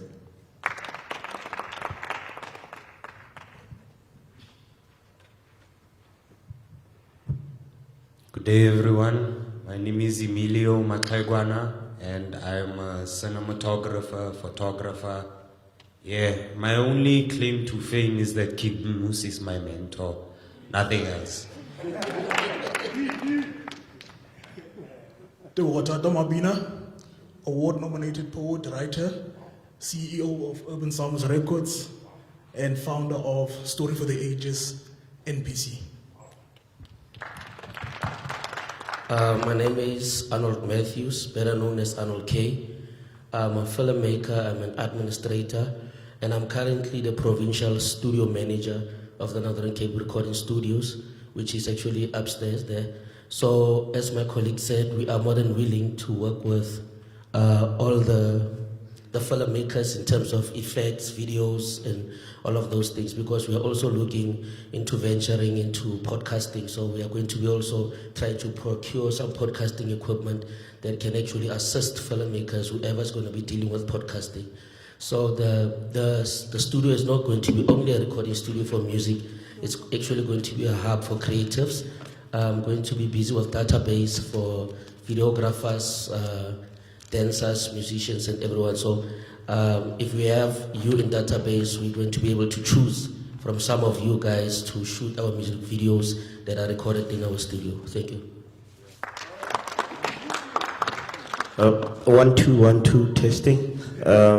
I am Mateo Seleke. I'm the founder for Northern Cape Film Week. We've been operating for more than a decade already. Before then, we had the Khaleshima International Film Festival, which we did another decade as well. I've got about 20 years of experience in the industry. I'm an alumni of the Wildlife Film Academy. I'm very excited to see a lot of people that we've collaborated with ever since we started the Film Week. Apart from that, I'm a film producer as well. I've got different projects in different phases, in the scripting phase as well as the non-script phase. Perhaps if you could have an opportunity to ask a few questions before Manti jumps in with the application process, because I think there are a few points that one would like to know about as we move forward. We are available on the socials if you want to speak to us. Northern Cape Film Week, you can just DM us and then we can take it from there.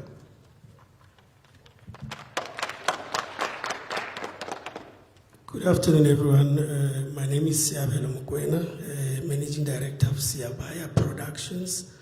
I'm a dancer, choreographer, administrator, and project manager. I'm also the secretary of Drofontein CPA. You just spoke about landscapes and us not being able to access them.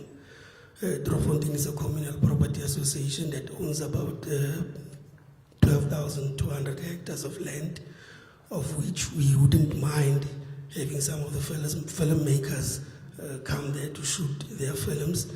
In fact, we lost an opportunity with Cora Studios. We were supposed to build film studios so that the Northern Cape can have a footprint, and we were willing to allocate a piece of land for such projects. Mr. Siditi always asked me if we can revive that, and I said to him, there's always possibilities. So we'd like to work with a lot of filmmakers and collaborate in the future going forward. Thank you. Good afternoon, everyone. My name is Innocent Sharit. I am a radio presenter. I own a podcast. It's called It's a Podcast. Please do follow us on our social media pages. I am also a voiceover artist. In fact, I am the voice on Marcia Wichumang's documentary called Me Francis Bart. I've also worked with Zandi Sile on his documentary, and it's called Diamond Claims. Yeah, that's about it. Hello, my name is Vincent Muloi. I'm a producer, director. I'm based in Johannesburg and Daun. Thank you.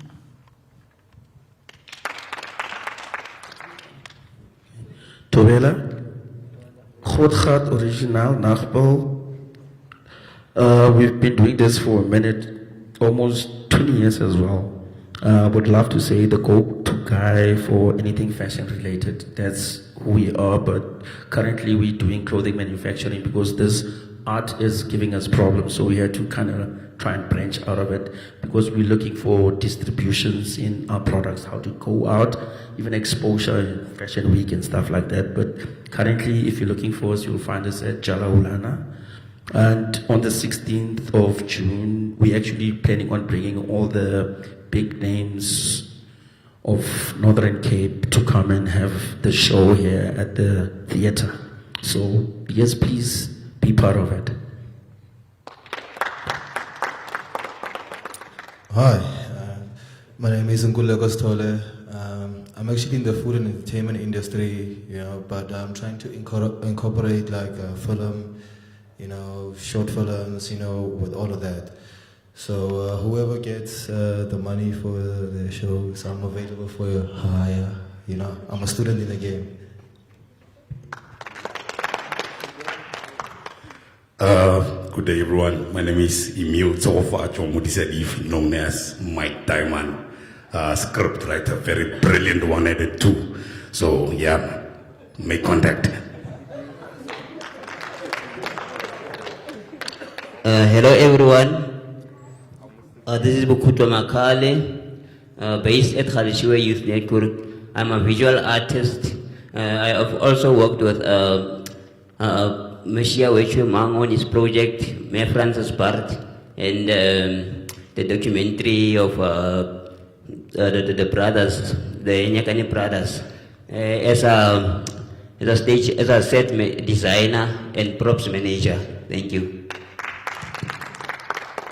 Hello, my name is Lebogang Rapo, and I'm a creative. I'm a music producer, and I recently just finished a film program. Yeah.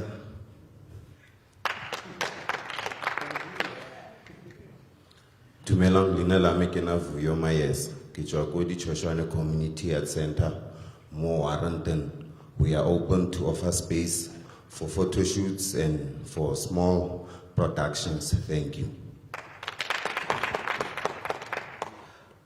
Greetings everyone, my name is Llewellyn, aka LJ Louise. I do artwork and fashion, and I'm also busy with small-scale mining in Kimberley. And yeah, basically I'm new in this field of filming, and yeah, I'm looking to grow and yeah, prosper. Thank you. Thank you so much. I heard that there were some questions. Let's just do them at the end all together at once, right? So just keep them in mind. Manti, you can go ahead. Okay, is it afternoon? Afternoon, everyone. My name is Manti. Most of you probably know by the name of Sekwakwa, but I'm now Malibati. But I'll be taking you through the application process. So the reason why we're doing this is because we've noticed that there's been like a lot of challenges with people trying to apply. They get stuck in the middle of the application. There are some things that they don't understand or maybe they're not sure of. So I'll try by all means to explain as much as I can. And then we've also have a video that we're gonna show you guys as to like a step-by-step how to apply, how you do it. So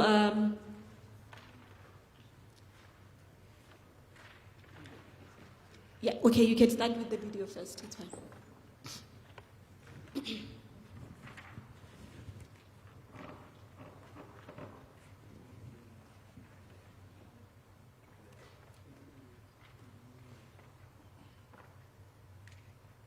Can you please check if there's sound?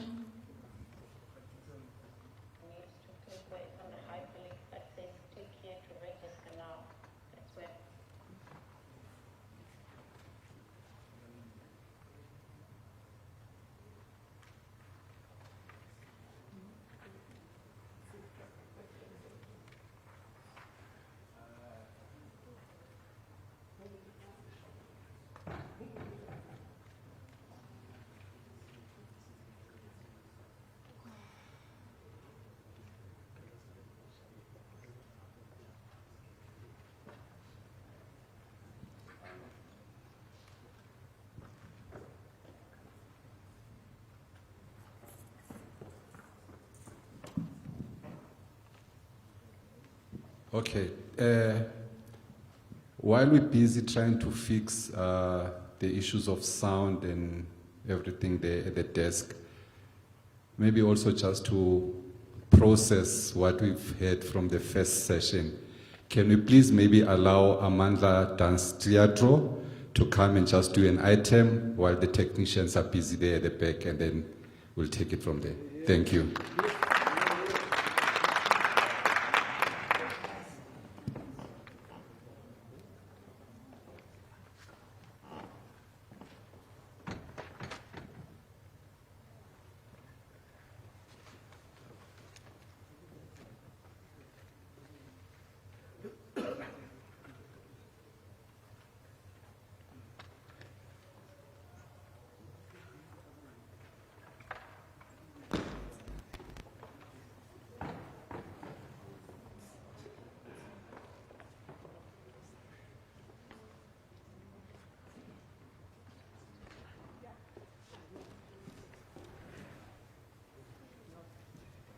Is you need to, and you can see here that there is age.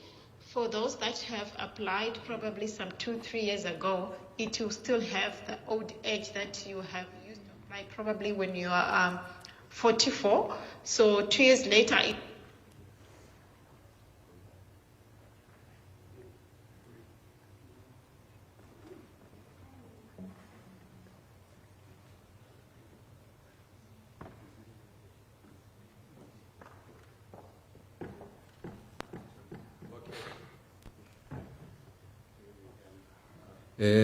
Ladies and gentlemen, put your hands together for Amandla Dansa Teatro.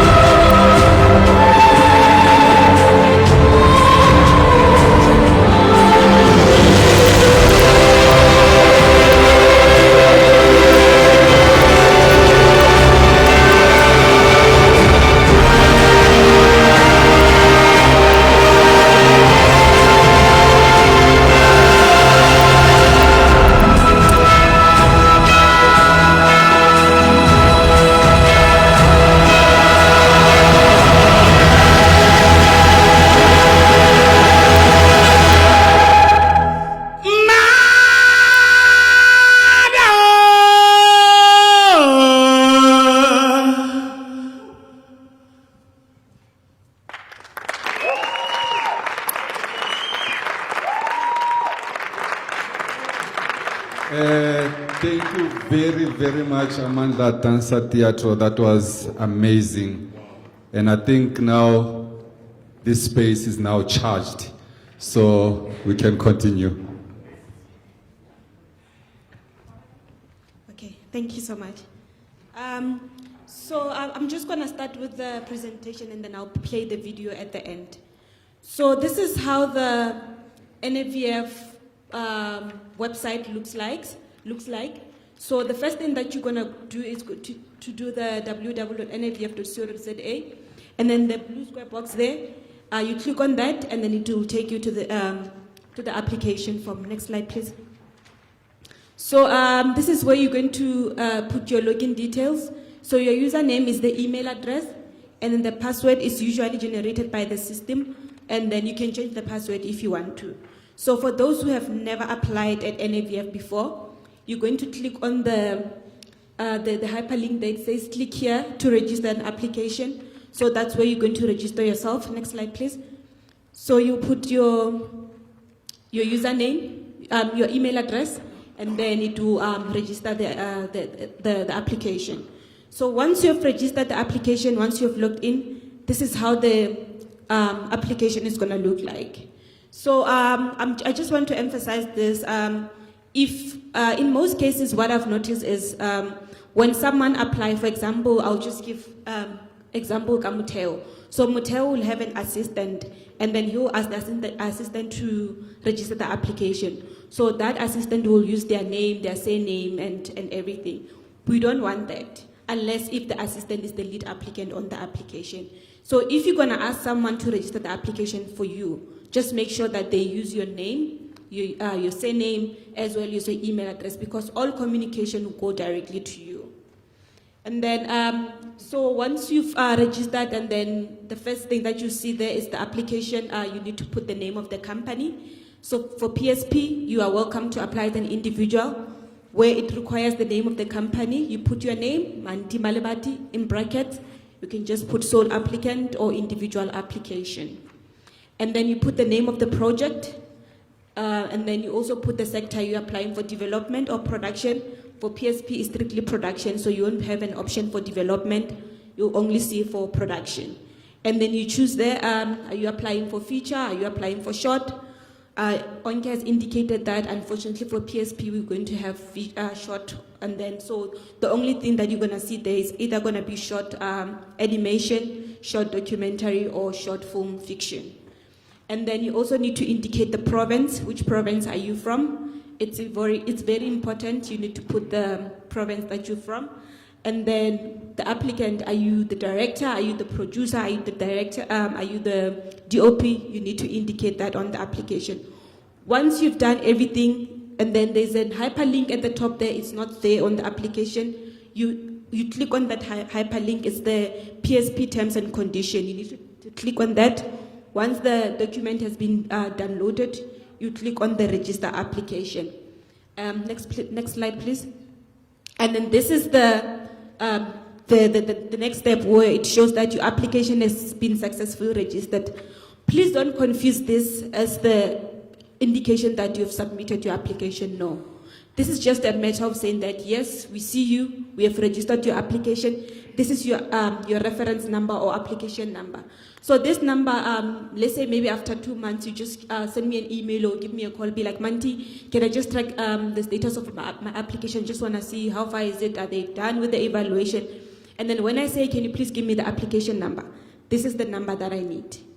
Because you'll find there's 5 Manti on the system or 5 Muteo on the system. If you give me your name or your ID number, it's not going to be easy for me to be able to track that information.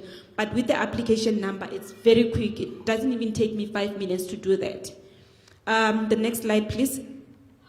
So for those who have registered before, the first page will have your name, your surname, your ID number, and but those for the first time applicant, you need to put in your details there, your title, your first name, your surname, your initials, your gender, your race, are you disabled or not, and then your date of birth, your ID number, your postal or physical address. And then once you are done with this first page, please remember to save, to click the save button there. Everything that you do so that the system doesn't kick you out, you need to click the save button. And then next slide, please. So on the video that I'm going to show, it's just going to take you through the step-by-step. It was just like for me to show you the first part of the application.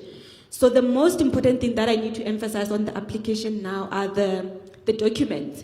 So you need to give us your CV, you need to give us your original tax PIN, you need to give us your company registration document, you need to give us your certified ID copy, and then the budget. So in most cases, I've noticed that like someone will just give me a call to say, Manti, can you just maybe help me with the budget? How do I do it? For me, I would love to assist you with the budget, but unfortunately, I can't assist you. But what I can do is to guide you to say this is what you need to indicate, this is what you need to include on the budget. Like for example, Onke has indicated that you need to create at least a maximum of 10 jobs. On your budget, you need to indicate those people. Like if you're gonna have a security person, do indicate that you have a security person, this is how much you're gonna pay them. Just make sure that your budget is detailed. You can't say that you want 1 million and then on that 1 million, you don't indicate how are you gonna spend. So the budget must be detailed. All the line items must be on the budget. I usually advise people to Google like maybe template any budget. I know I don't know if it's available on Crew if they have those budget. I don't know if they do. You can always check that as well if they do have the templates, and then you can just go through them and check. Don't copy and paste. Just look at them as to how do they draft them, and then you just take it from there. And then next slide, please. Okay, the CV, I've indicated this, the certified ID document and all directors. Please make sure that when you submit the IDs, if you are the only director on the company, it's fine. But if, for example, we are 5, we need ID copy and they must be certified of all the 5 directors. We know that you are the lead applicant, but we also need the IDs of the directors as well. Maybe on a PDF document, you can just combine all the ID, but your ID must be at the top to see, okay, Muteo is the lead applicant, and then at the bottom is Manti, Onke, and they are the directors of the company.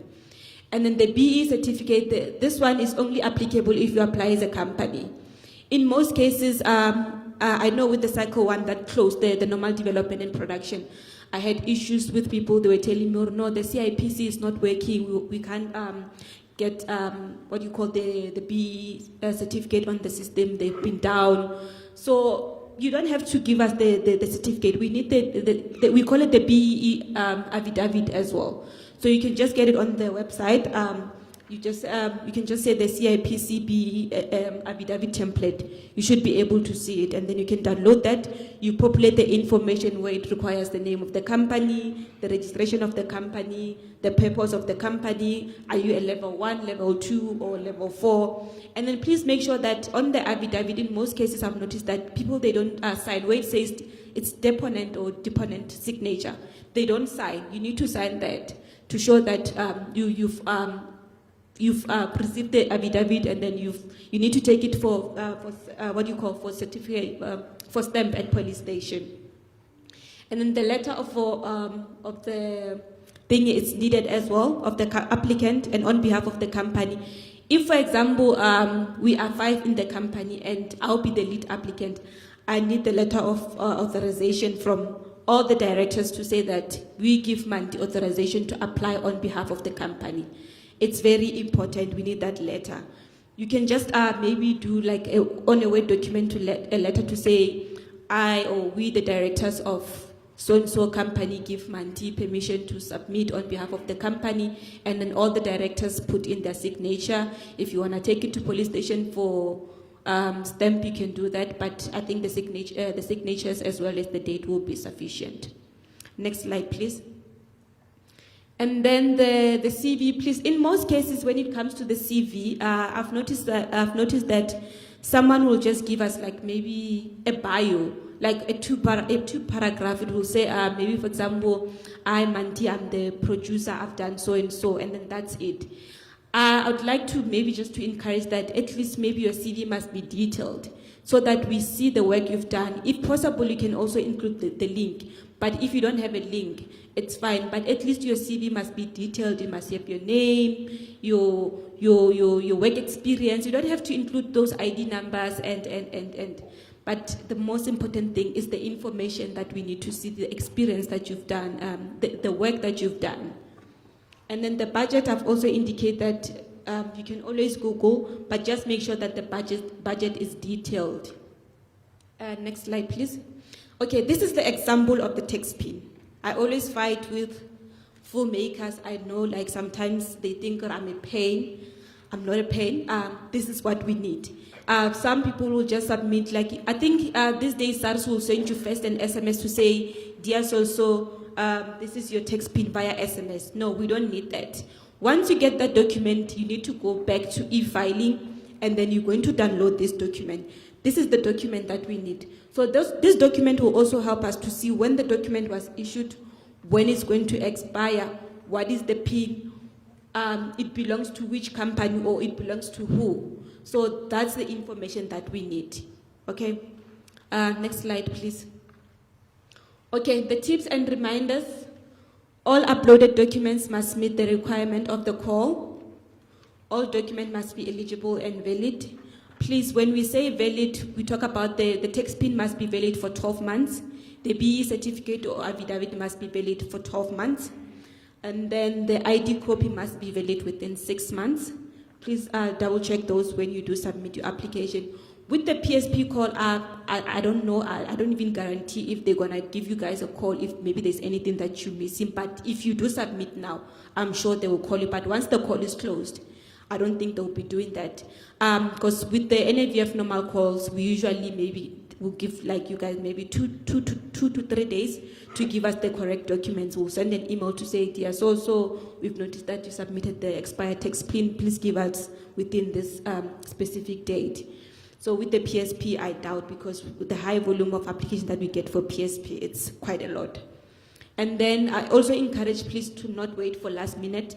The system, it's just going to act up, because everyone will be on the system trying to put in their proposals. And then the applicant needs to register and complete the application online. We don't accept email. If you email me the documents, I'm not even going to entertain the email, because everything must be submitted on the system. And then no physical application or drop-offs. And then if maybe you have questions or you're not sure of something, there's an email that you need to send there. Please don't use the application mailbox, because the application mailbox is strictly for the NFVF specific calls. And then for PSP, you need to send an email there. It's psp@nfvf.co.za. And then queries on the application process, you can always send an email to the support@africanglobalacademy.co.za. Those are the people that currently are dealing with PSP. Those are the ones that are going to send you an email while the call is still open now to say, yes, we saw your application, you've submitted, but you're missing this and this. Next slide, please. Okay, and then the application must be submitted from the 1st of May up until the 24th of May at 5 o'clock. If I get an email at around 20 past 4 or 20 past 5 to say, Manti, I'm struggling, I currently deal with like a lot of emails. And I'm sure even the PEPS team will be dealing with the lot of emails. So I encourage you guys to not wait for the last minutes to submit your application. Please make sure that you submit before 5. And then once we receive anything after 5, actually for this the system at 5 o'clock, automatically everything is just going to freeze. You won't be able to edit anything. You won't be able to do anything. Even from the NFVF side, we don't do anything. So this was implemented by auditors because they've noticed we sometimes go easy on filmmakers and say, just because I know this person, I can always upload documents for them. No, it doesn't work like that. We're no longer doing that. They've just made sure that once the system is frozen, and then we can't do anything. And then can I please have the next slide? Next, please. So the advisory panel, just Onke touched just a little bit on the call. So with the advisory panel call, we call upon each and everyone with at least 5 years experience to come and be part of the advisory panel. we please ask the Northern Cape people to please apply, because you are the one that is going to speak on behalf of your colleagues here to say, but I know so and so, I know the work they've done, I can vouch for them. So if you are not there in the room or as part of the panel members, we don't know what you guys are going through as the province here. So we won't be able, if someone says, I don't feel this proposal and there's no one from the Northern Cape, we're just going to skip it because there's no one to speak for the project. There's no one to vouch for it to say, but let's give it a chance. Although maybe, let's say, maybe the budget is not really convincing, but let's go easy on them because I've seen what they've done. I've seen the work that they've done. I can really vouch for them, and I can promise you that they can deliver if they do need to deliver. Next slide, please. And then the stream 1, stream 2, and stream 3, Onke has indicated, has just touched base on that. But as an advisory panel member, you can apply either for stream 1, stream 2, or stream 3. I don't know if you can apply for all the streams. Onke, are you here? I don't know if you can apply for all streams, but I think if you do feel like you can fit all the briefs, you can apply. But once we receive your application, I think maybe they'll look at where your weakness is, and then they'll put you through where your weakness is. I mean your strength. Sorry, not your weakness, your strength. Next slide, please. And then the panel members must have a solid understanding of the production and development phase. So this is also to help us. We don't want to appoint just anyone who doesn't have like the film and television background. So we need someone that is going to be able to understand, like when they see a proposal, they will be able to understand and evaluate based on what they know and from their experience. So we're not going to take someone who doesn't have experience and then they don't give like the scores that we need. Because what we're trying to do is, when it comes to the evaluation process, if the project is rejected or it doesn't meet the requirement, when we do send you a rejection letter, we usually send you with the panel sort of like a pack or feedback notes to say, okay, this is where you need to improve, this is what you need to add, or this is how you should maybe do your budget and. So when we give you that feedback, we expect you to come back, implemented that feedback. Chances are, like in most cases I've seen, maybe someone was rejected from cycle 1 last year. When they come back again for cycle 1 for the 2026 or 2025, they do get funding if they've implemented those feedback from panel members. And then please make sure that when you do apply to be one of our advisory panel members, you are available on these days. It's a must. We're not going to negotiate with you. We're going to have the induction, the praxis induction, and the ethics of the training. It's going to happen between the 10th and the 14th of June. It's done online via Teams. Please make sure that you are available. If you're not available, then we're not going to be able to proceed with you. And then the evaluation process as well. You need to be there for the panel meetings because for example, let's say I'll just allocate the application to Umuteo, and then it belongs to one of you guys. Maybe you and Muteo are not friends or you don't get along so well, and then Muteo will just give you 4% or whatever the scores is. But other panel members will give you maybe about 70 or 90. So we'll need to find out from Muteo, why did you give this project 4%? So he needs to speak to the project, okay, does the project really deserve 4% while other members gave it a 90%? So the panel, the evaluation process also help for those who maybe get like maybe small scores, like we can always discuss the project, and then if there's a need for them to adjust the scores, they can always do that. Please make sure that you are available on those induction dates, the 22nd and the 18th of July. The meeting is also done virtually on Teams. And then the Stream 1 advisory panel meeting is going to be on the 13th of August to the 20th of August, and the meeting takes place online. You need to be available on those dates. If you're not available on those dates, unfortunately, we won't be allocating projects to you because we will need you to be in the meeting so that you can be able to speak to those projects when they do come up. Next slide, please. Next slide, please. Next, please. Okay.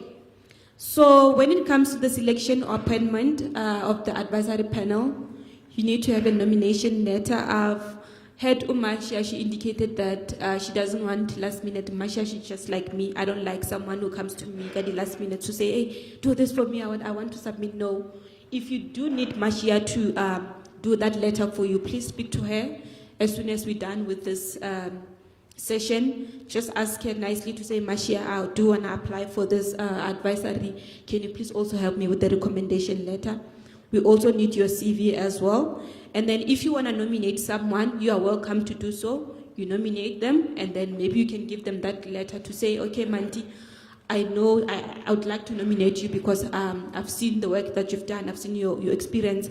I would like you to be part of the NFVF advisory panel.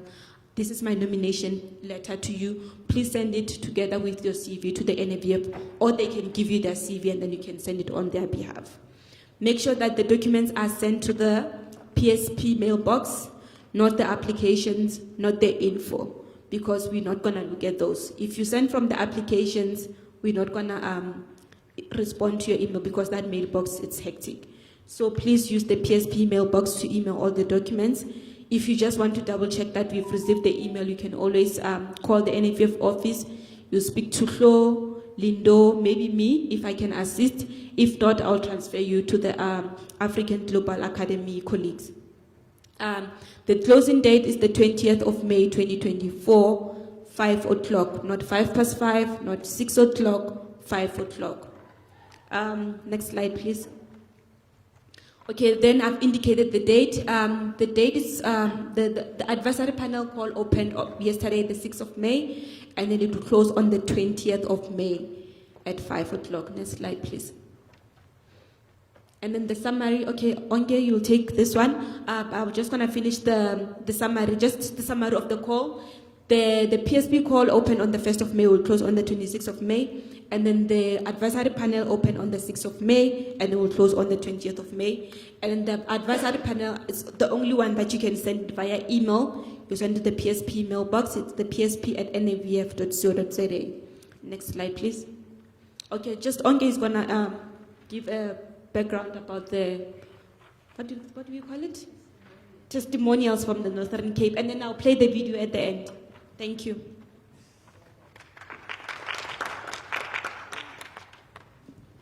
Okay, guys, this is just a testimonial. Maybe the applicant is in the room. If you are and you've introduced yourself, please forgive me. But this is just an example of someone who did get funding, just, to show that you can also be one of them. The Mbaula Youth Film Festival is a groundbreaking event that aims to bring together education and entertainment through the powerful medium of film. Our festival, organized by the Awakening Creative Project, is all about storytelling and providing a platform for filmmakers, both amateur and professional, to showcase their talent. Thanks to the generous support from the NFVF, our recent festival was a huge success. We were able to reach out to communities in Kimberley, Galeshwe, and Platfontein, bringing the magic of cinema to those who may not have had access before. This funding not only allowed us to create jobs and support local businesses, but also to give back to the community by providing a day of fun and entertainment for over 100 individuals. The impact of this funding has been immense, and we are now gearing up for our 4th film festival with even more enthusiasm. With continued support from programs like PESP, we can continue to make a difference in our community, creating opportunities for aspiring filmmakers and promoting positive change. A heartfelt thank you to the NFVF and PSP team for believing in our vision and helping us to keep hope alive in our community. Together we can make a difference through the power of film. Tshepo Aloha. I don't know if any of you guys know Tshepo. Is Tshepo here? I thought it was you when you introduced yourself. So wow, thank you for that. So if you go to the next slide, so that's just some background from the actual festival that happened. So yeah, congrats on that. Hope you'll be applying again. Yeah. So yeah, I think we have some questions. Muteo was saying he had a question. Anyone else who has questions? Questions come with things. Questions don't come alone. So anyone who has a question, please go ahead.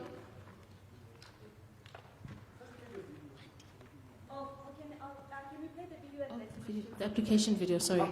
Perhaps maybe if we could just pause on the video, because I noticed that the duration of the video is about 13 minutes. Yeah. And basically it speaks to what Manti presented on, basically.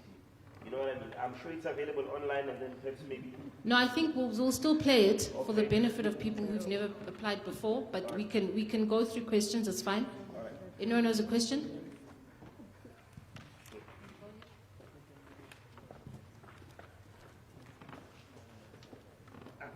Thanks. This thing on. One, two. This one.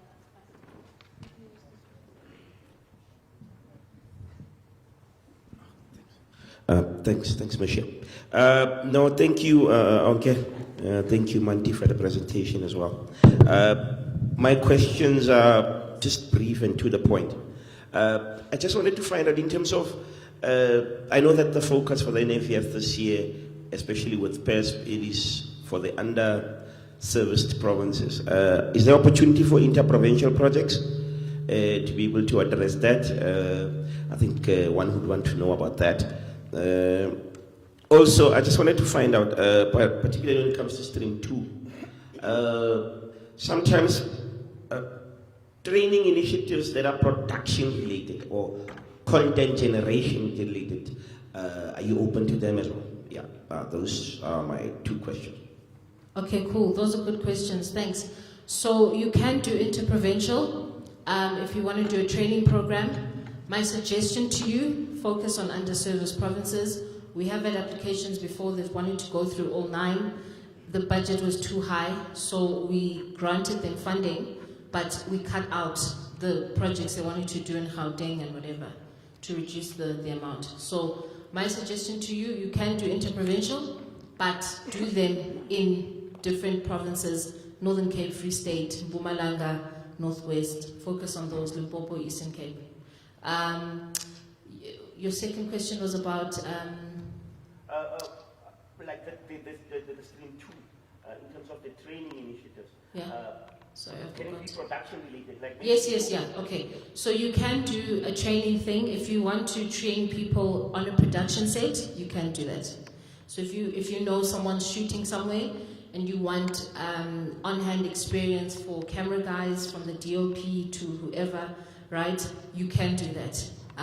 It saves you hiring costs for equipment, so you can do that. Just make sure it's very clear, because sometimes applications come across as though you're actually doing a production, you're trying to pay for the production, but you're presenting it as skills development. So just be very clear as to what it is. You're training specifically in the ambit of camera work or directing or whatever it is, and you're using an actual film set. Just be very honest and clear, and don't put in a stream 1 application and then with a very thin layer of skills development.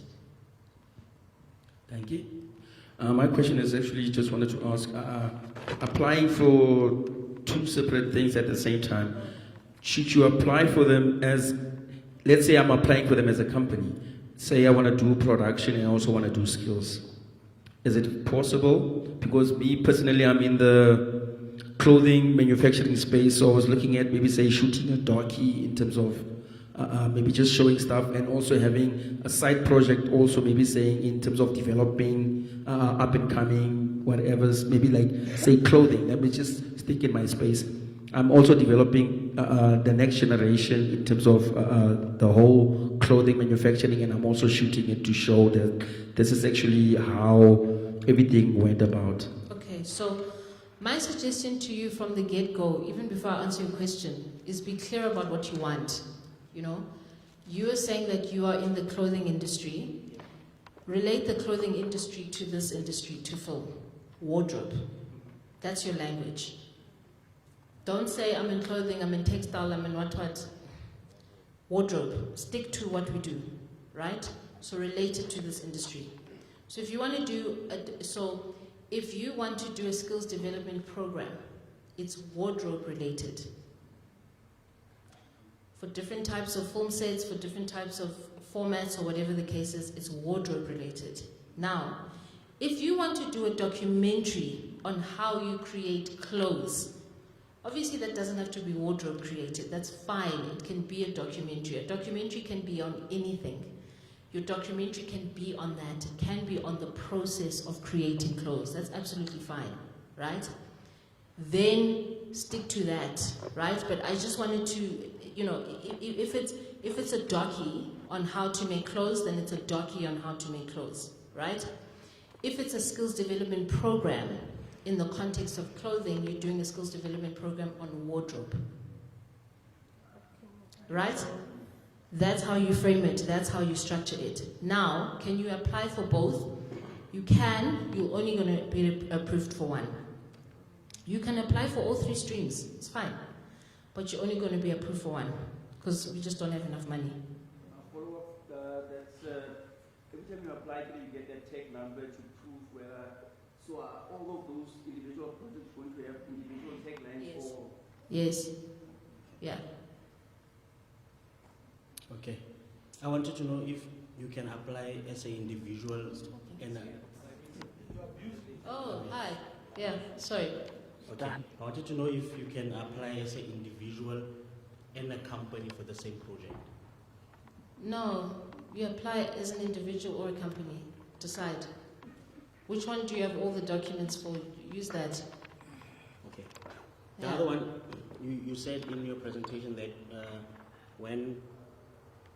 when I have my team, that you come and see if this is the DOP and this is the sound man, do that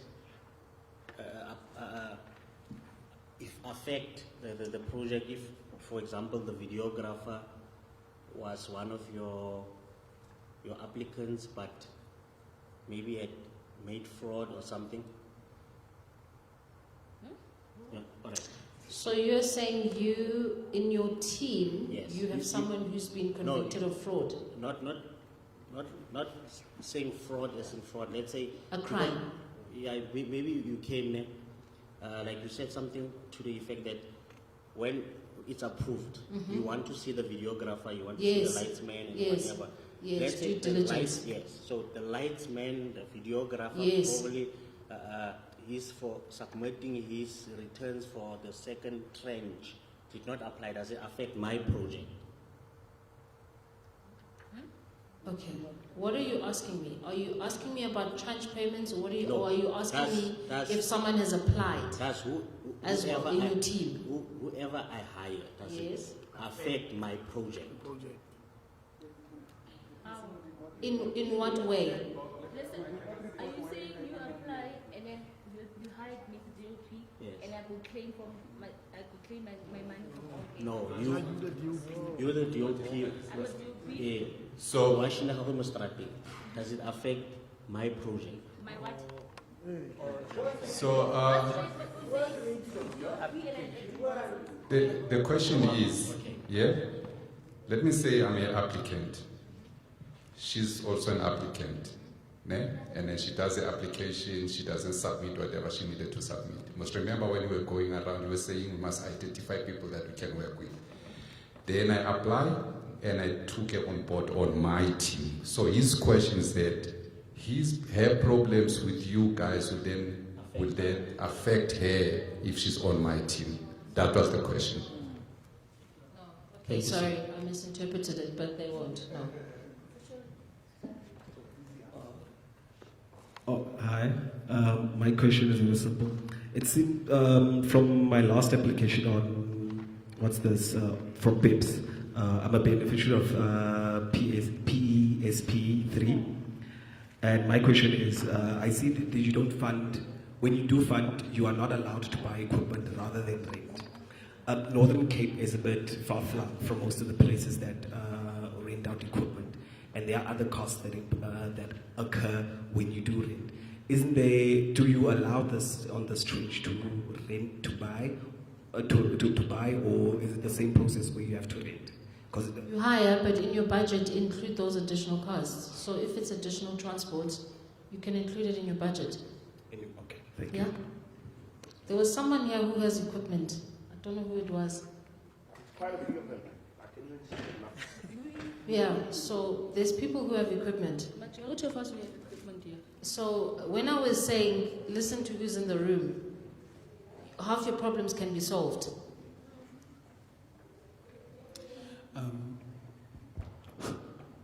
Okay. Unless, of course, you don't want to hire from people here specifically, which is another thing. But it's up to you. You want a budget that works for you, not against you. Okay.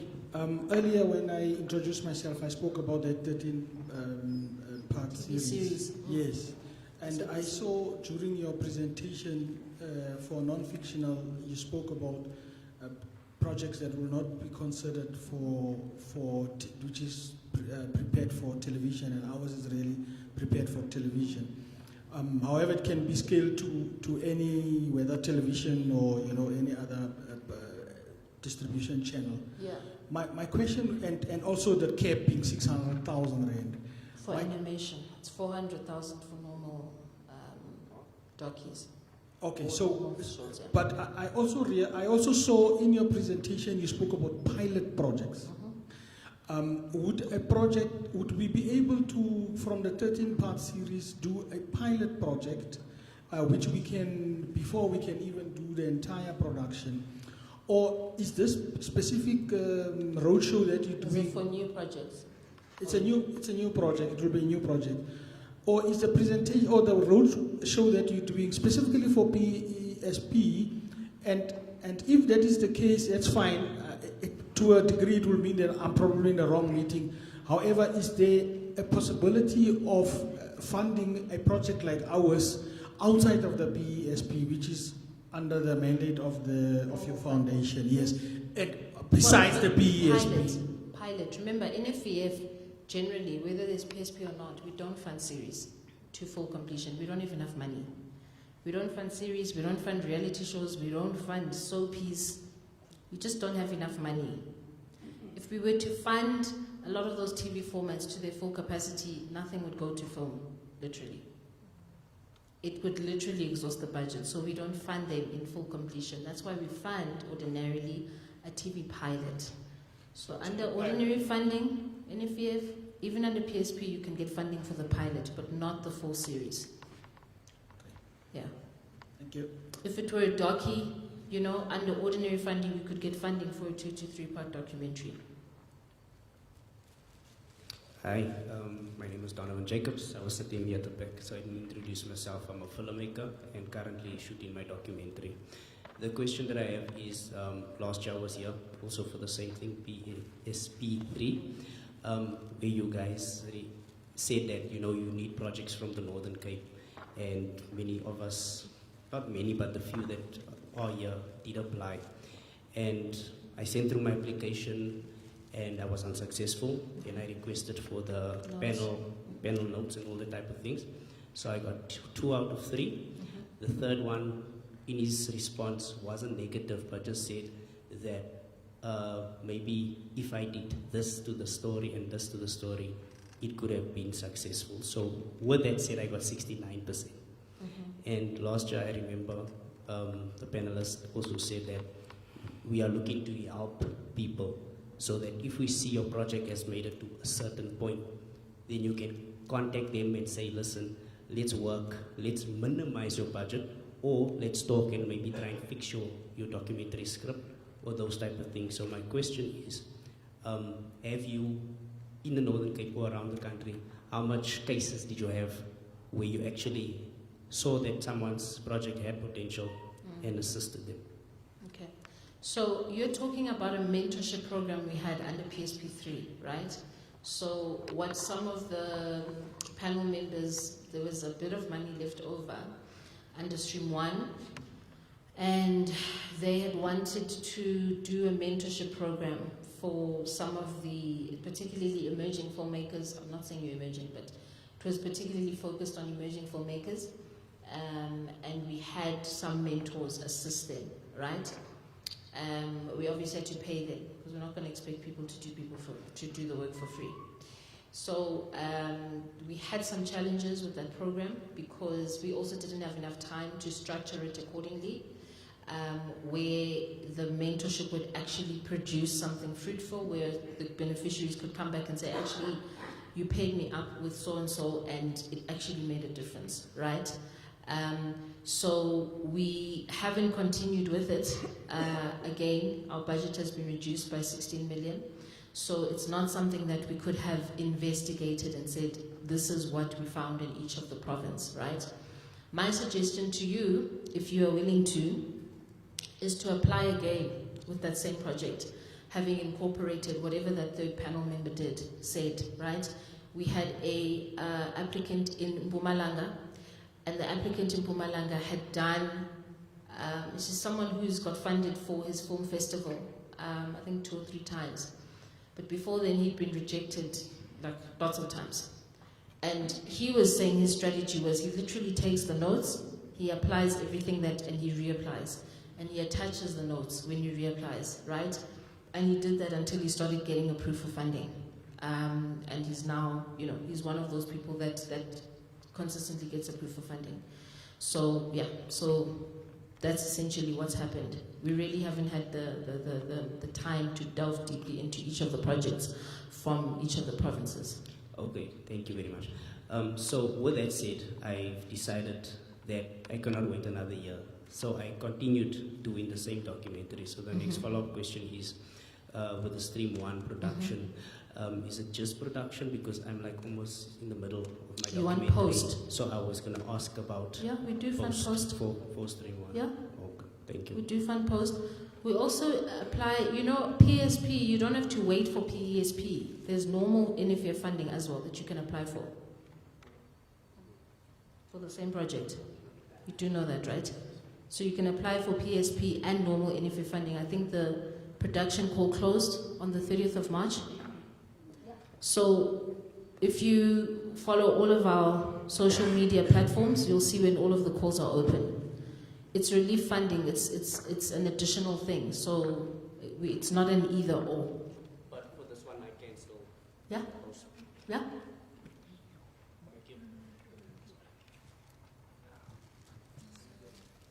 Okay, thank you. I have 2 questions.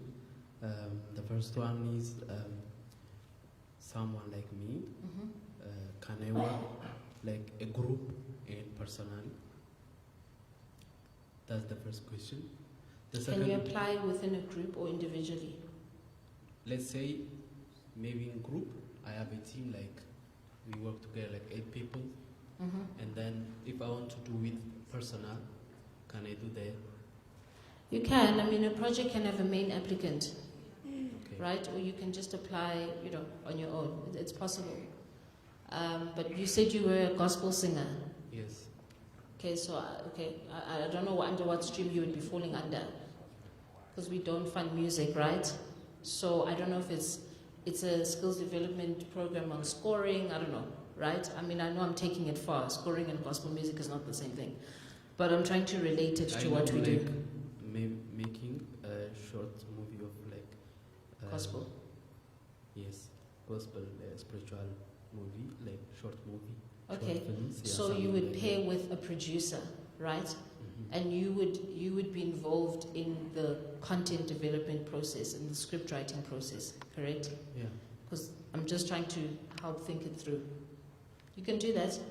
Okay. But you must do it. All right, thank you. You answered for me the... But you pair with Manti's right. Pair with an experienced filmmaker. Guys, it's nice to have something you're passionate about and think, oh, maybe I can do a documentary about that. Pair with someone who actually knows what they're doing. Because then it remains a nice idea. And business is not run on nice ideas. I'm not trying to be mean, I'm trying to be honest. I want you guys to get the money. I want you guys to get funded. So pair with someone who knows what they're doing. Okay. I already get the second answer. The second question answered first that it's not allowed to making gospel music video. Music videos, no. No, okay, thank you. We don't fund, sorry.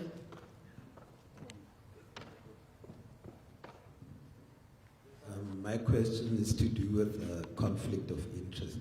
I heard you guys saying there's a call for panel advisory, and then there's also the normal call, right? Where do you guys draw the line? Foresee, yeah, where do you guys draw the line? Would someone who qualifies as a panelist for Northern Cape necessarily have to do Northern Cape applications? That's my question. Thank you. Okay. So if you're a panel member, if you want to apply to be a panel member and you want to apply for a project, you can. You can apply for both. Okay? You can get in, or you can get in and be a panel member, you can be approved for funding. It's possible. What we do though is if you apply to be a panel member under Stream 1 production, and you've applied under Stream 1, you cannot evaluate Stream 1. We'll put you somewhere else. So now if you know you're going to apply for both, structure your CV, be very smart. Show to us that skills development or film festivals, screenings, whatever, you have some type of proper experience there, which is not unlikely because it's a small industry. People work in various multiple things just to pay the bills. So you probably do have, even if you're a producer, there is some type of film festival, whatever. Maybe you've been a juror at a film festival, you've evaluated some of the content. That helps, right? Because you still understand the process of film festivals.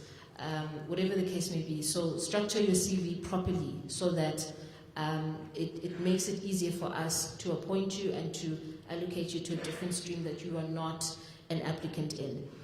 It used to be a case under PESP 1 where you could be an applicant, let's say, under Stream 1 and a panel adjudicator under Stream 1, and we would recuse you from the meeting.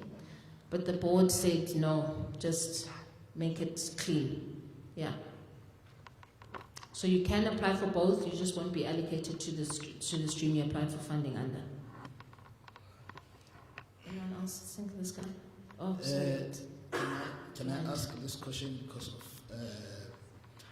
on my side, I don't have certain required documents. Is it possible for me to put someone up front for regarding the application, and then I'll be the one doing the work behind the scene?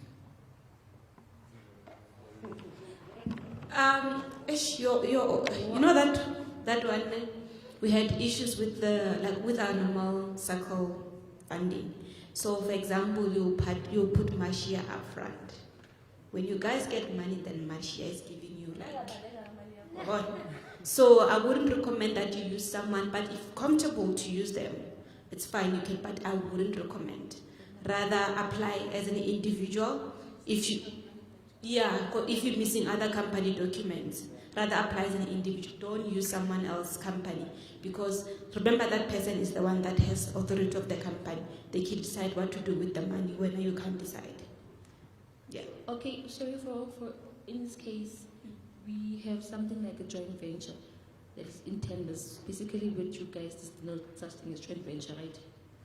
Joint ventures are when two companies come together and apply for one project. Yeah. Do you have joint ventures? I don't know with the second. We do. Just have to make that. Yes, yeah. Okay, no problem.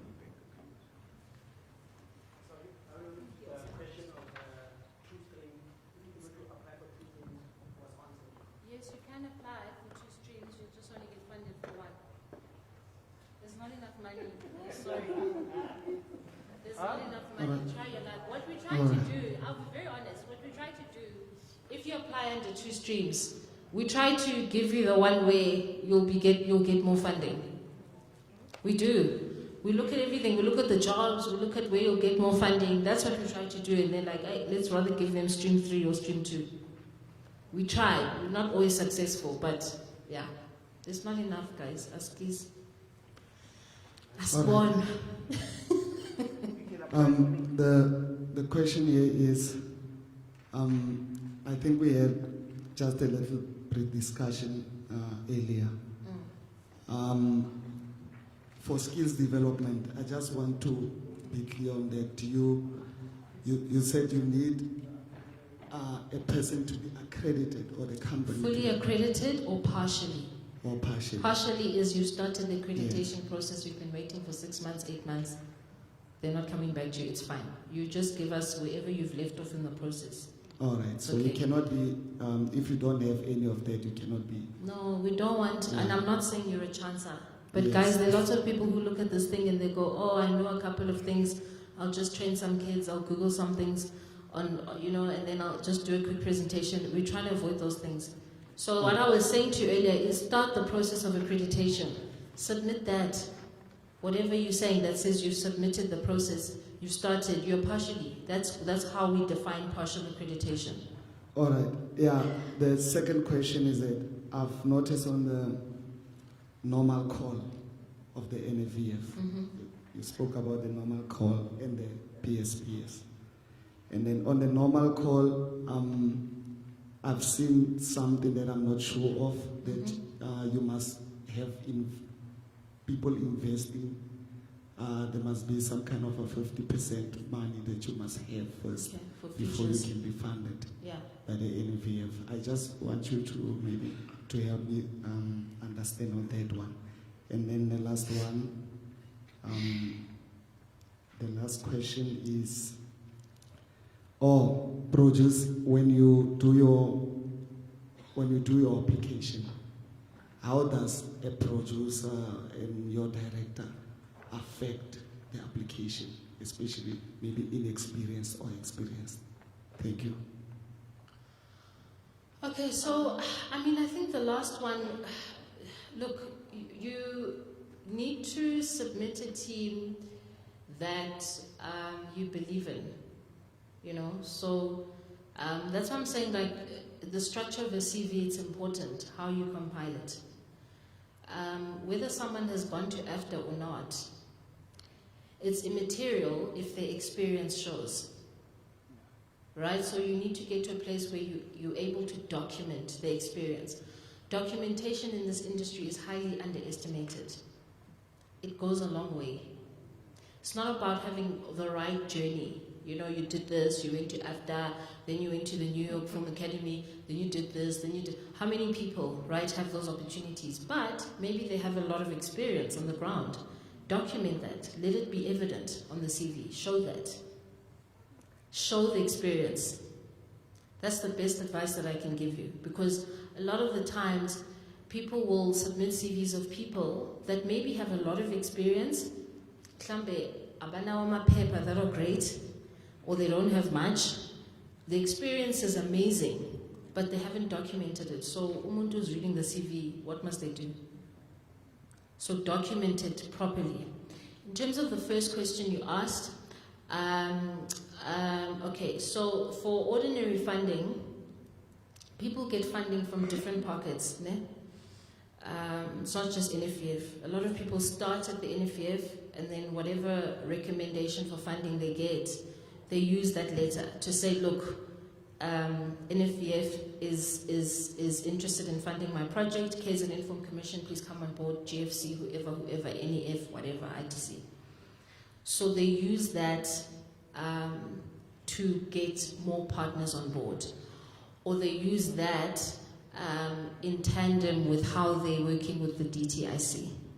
Because we also know the DTIC also does fund, obviously, but then they also have their own challenges. I know they've changed a lot of things to improve, but sometimes it takes some time. So with those, it doesn't really affect this because we're only really doing shorts, but it's essentially for projects where you have a letter of intent, for example, from another funder, and they have intended to fund your project to a considerable amount. The NFVF just needs proof of that to say that other partners on board to whatever percent, 50%, whatever the case is, to help secure whatever recommended amount that you need. And it's usually for people who who apply under production feature. They usually apply for the full cap. They really need the money to close the deal. They have the other partner on board, but they really need NFVF sometimes in those instances to close the gap. Okay. Let me answer him on the co-funding. There was a second question. I think I forgot. Sorry. No. It was a co-funding one. Okay. The DTIC does have funding. If you go into their website, I'm one of their beneficiaries. Department of Trade and Industry and Competition. They have different types of fundings for film. They have co-funding for team production, foreigner funding, and international funding. You will see they're different, but the thing is that you need to be funded for them to be able to fund you. But they're not going to fund you the same amount that NVF funded you. If NVF had given you 500,000, they're going to give you 70,000, 70% of NVF they've given you. But you have to go register a new company for them to be able to fund you. Meaning, let's say your old company applied for with NVF, which means you're going to have to open a new company, new bank account, new tax clearance, everything. But the application is quite intense than the NVF one. It takes time. It's a lot of paperwork. Trust me, a lot of paperwork. It's like you're doing a filing, and you need to account for it. They account for each and every cent that you use. Even if it's 1 cent that is missing, they want that 1 cent. They're not going to play with you. So if you've been funded, but they only fund for film. They don't fund for film festivals. It's only for film. So you go to the DTIC website, you see there. There's co-production, team production, foreigner production, women. There's different types of funding. But the maximum amount of funds that you need to be funded for them to be able to fund you is 500,000, not above 500,000. So if you get 500,000, they're going to give you 70% of 500,000, but through a new company. So which means you're going to submit the letter from the NVF with your new company that is compliant, CSD tax clearance, letter from your auditor that states I'm going to be your auditor, and fill in that application form that is quite intense. The team that you're going to work with, their CV, each and every one CV attached, with the correct contact details, their age, everything. Like you will see it yourself. The production schedule, if you're shooting for a month or 3 months, you have to submit it. It must be the correct one, because they do the thing about Busquets, they won't even tell that they're in town. They'll just pop in the time. You see, actually, are you really working or not? So the application is quite intense in the NVF one, but they only fund you when you've been funded with the other company, but not more than 500,000. It needs to be 500,000, and they can give you 70% of 500,000. Misha, I think this guy's had his hand up for a while. Then we'll go to the next. Thank you. For me, I just want to find out, pertaining towards the interprovincial one, where you're moving from province to province, must the fund be kept at that amount for stream 2 particularly, where you're looking towards offering training? If the cap is the same. The cap is the same throughout, okay. Must work around it, yeah. Yeah, then the follow-up question would be, now as we're submitting the budget. You can include travel logistics costs, just don't make them exorbitant. Yes, I'm asking now, can the budget exceed the amount which is kept, and then we look towards sourcing funding, and then you attach the letters of support or letters of intent? Would that suffice? You can, you're right, because some people will apply for funding and they'll say, they'll have a spreadsheet that says, this is how much I want. I actually want 12 million for this project, right? I've put in 3 million of my own money. I need 1 million from the NFVF. I'm going to get 500,000 from GFC. You can do that. But you need to indicate, yeah. You can do that. Yeah.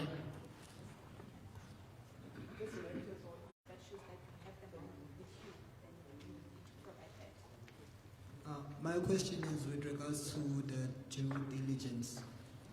How are you guys, how do you make sure that the people I have in my production team are the people that I've mentioned with the correct skills or qualifications or experience? Do you guys check that? Do they also have to have CVs which support their positions? So yeah, it's CVs first, and then we come to you, and we physically come to you. And we meet with you and your team. So that, some people will submit an application. Lots of people can do more than one thing in this industry. You can produce, you can direct, you can write. But in your project, don't be 10 jobs in one person. It's not 10 jobs. Yes, it's 10 competencies, but all the money is going into one pocket. So you can do two things if you want. You can produce and you can direct, but someone else must write the script. Someone else must, do other things. Can I say something before you? Can I say something? Okay, there's something that I've realized, né? And I think some of us as producers, whatever can really become a weakness. We're quite tired of it. Let's say, for example, I've been funded 500,000, and then you hire someone else to become your DOP, and then you offer them this amount. I mean, as a producer, you have to do a budget breakdown. How much everything is going to cost you, and then you hire someone else as a scriptwriter, or you hire someone else as a DOP. They will reject that offer and say, but you receive 2 million from NFVF. Yeah. So how can you want to offer me 10,000 rand? I keep telling people this: film is not easy. It's quite expensive. So if it's not good, we are being arrogant as producers when you offer you that amount. It's because we're looking at what we need to produce and execute at the end of the day. Because I remember Zandi had stress with the team that he hired, whereby I have to borrow him money, my personal money, for him to be able to pay the team. So people need to understand that with the 700,000, it doesn't mean that when you're entitled to come and clean the 35,000 rand from me as a producer. I'm the one who came about that idea. I'm the one who knows how much what is the budget breakdown. So if I'm offering 10,000 rand to be my DOP, I know exactly what I'm doing. Exactly. Because that thing, it causes so much conflict amongst us as filmmakers, because Zandi almost lost everything. Because someone decided Guti is going to go to NVF and write the letter and claim Guti. They can, and people have done that before, and we turn them back. Exactly, it's exhausting. Our contract is between ourselves and the applicant. Yeah. I think more so than that, you are the applicant. You're the one who applied for the money. Yeah. So they may think as a DOP that their daily rate is 55,000 rand. Yeah. Right? That's fine. Then don't be on the project. If you can't accept this rate. Yeah. Then you will then need to find someone else, because at the end of the day, you might be worth whatever, 100,000 rand a day, but you didn't apply for the funding. Yeah, it's true. So you have to play that hard line. We have to publish the information as to the funding that went out. By law, we have to do that. So unfortunately, we can't conceal it and say, hey, the funding's been dispersed, because half of that list could be my family, half could be yours. Yeah, and that thing, it kind of causes conflict amongst us as filmmakers, because if you can do that to Zandi and I got funding, do you think I'm going to hire you, Moshe? I'm not going to hire you. If you can do that to Zandi, which means you can do it to me. You're problematic, yes. You become a problem. And then the next thing, you go to apply for a job in, let's say, for example, you want to work with Lejamangai, and you put me as a reference or Zandi as a reference. Do you think I'm going to give you a good reference? I'm going to say, hell no. I'm going to say, hell no. That's why I say to people, before you claim whatever it is you want to, that you think you're entitled to as a salary, kindly please do your research. Film is expensive. Yeah. Producing a soap is was expensive. Can we have a mic for this side? Okay, we will get a mic, sir. It's quite expensive. So I was just saying, Guti, like, really, guys, if whoever's gonna be funded right now, and then we offer you whatever it is offering you, they know what they're doing as producers. Thank you. Yeah. Being on the panel, do you get paid monthly or when you need it? Sorry, say that again? I was asking, if you're in the panel, yeah, are you getting paid like monthly or when you need it? So you get paid for every project you evaluate? Yeah. Right? So if they give you 10 projects or 15 projects, you get paid for per project you evaluate, and then you get paid for the panel meetings you attend. So if you attend all of them the whole 5 days, you can invoice for all of them, and you need to invoice. Again, my second question is... So what most people do is they invoice at the end of the process for all of the projects they've reviewed, for all of the panel meetings. Or they invoice once they've reviewed projects, and then they invoice again once they've gone to panel meetings. Okay, thanks. Other questions this side? And then we need to close, so 2. 3. Hello again. 4. Is this your second question? First, Oh, skills development. yes. I don't understand. Okay, I do have a qualification in film and I've been working for a while now. Can I give training? Are you asking me? Yes, because I don't understand the accreditation and visa vata. All I know is I know the job. Can I not teach it to someone else? What are you teaching to someone else about the job? Whatever the job is. Camera work. Okay, so, I'm asking you, are you asking me? Because you're the one who needs to be sure. Not No, me. I know that I can teach I someone. can give you a speech. I can Oprah Winfrey you. And I can inspire you. Okay. But if you don't know what you're doing, right, and if you're not confident in exactly how you're going to develop someone else, right, you won't be confident when you actually have to train them. You know why I'm asking you this? Is because I want to make sure that if I have to host a workshop, you know, would there be any requirements like This is my suggestion. accreditation? This is my suggestion to you. I suggest perhaps you don't apply for funding this year. Listen to me. You attend, if there anyone else who you know from the Northern Cape who is doing a skills development program, you go to theirs and you see how they do it. Right? Number 1. Number 2, NFVF has Sadiba programs, skills development training. Lots of it. You apply to attend to those, right? So that you develop yourself as a trainer. In our skills development, there's bursary scholarships, whatever, we train trainers. There's lots of programs where you can be incubated to develop yourself as a trainer. That's my suggestion to you, because unfortunately what we can't do and what we don't have time for is to walk you through the process, right, of training under this call. Oh, no. Are you with me? No, that's not what I asked. It's fine. I will ask you one-on-one. On terms of accreditation, I think right now the CETA, they have a crisis. We are struggling currently right now, and the closing date is next month.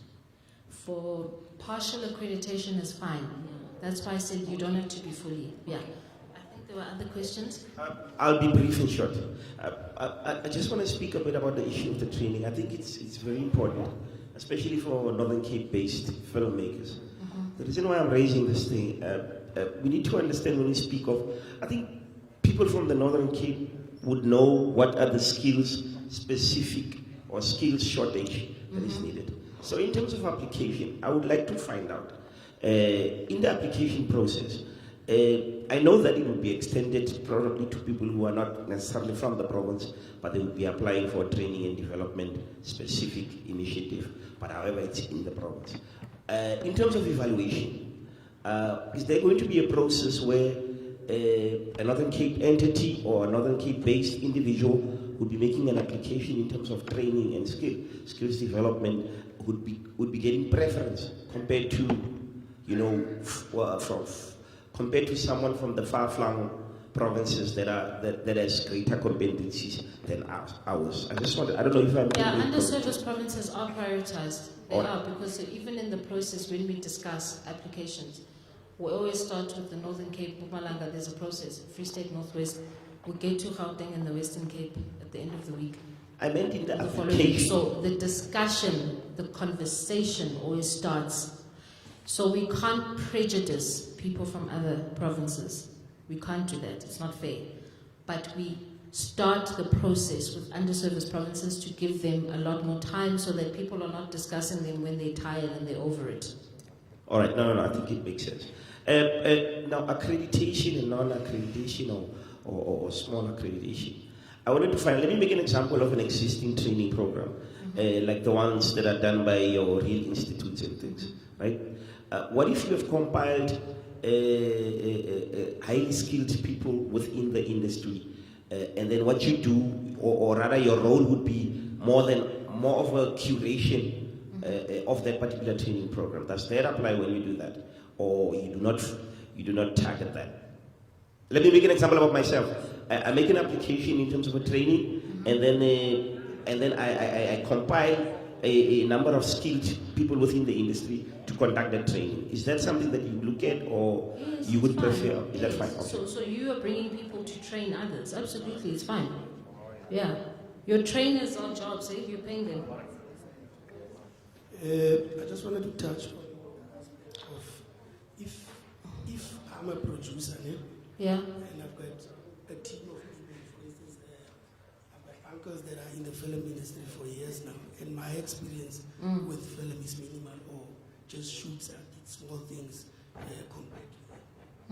If I do the application for what?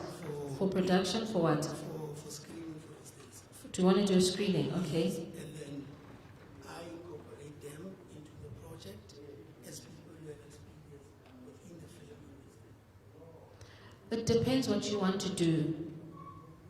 Okay, so your question for me is a bit too generic. It's a bit too nyazamazam. Because I'm a producer. You need to be specific as to what you want to do. So you're a producer, you want to do a screening, right? You can work together with someone who is more experienced in doing screenings. You can do that. Yeah, there's nothing that precludes you from doing that.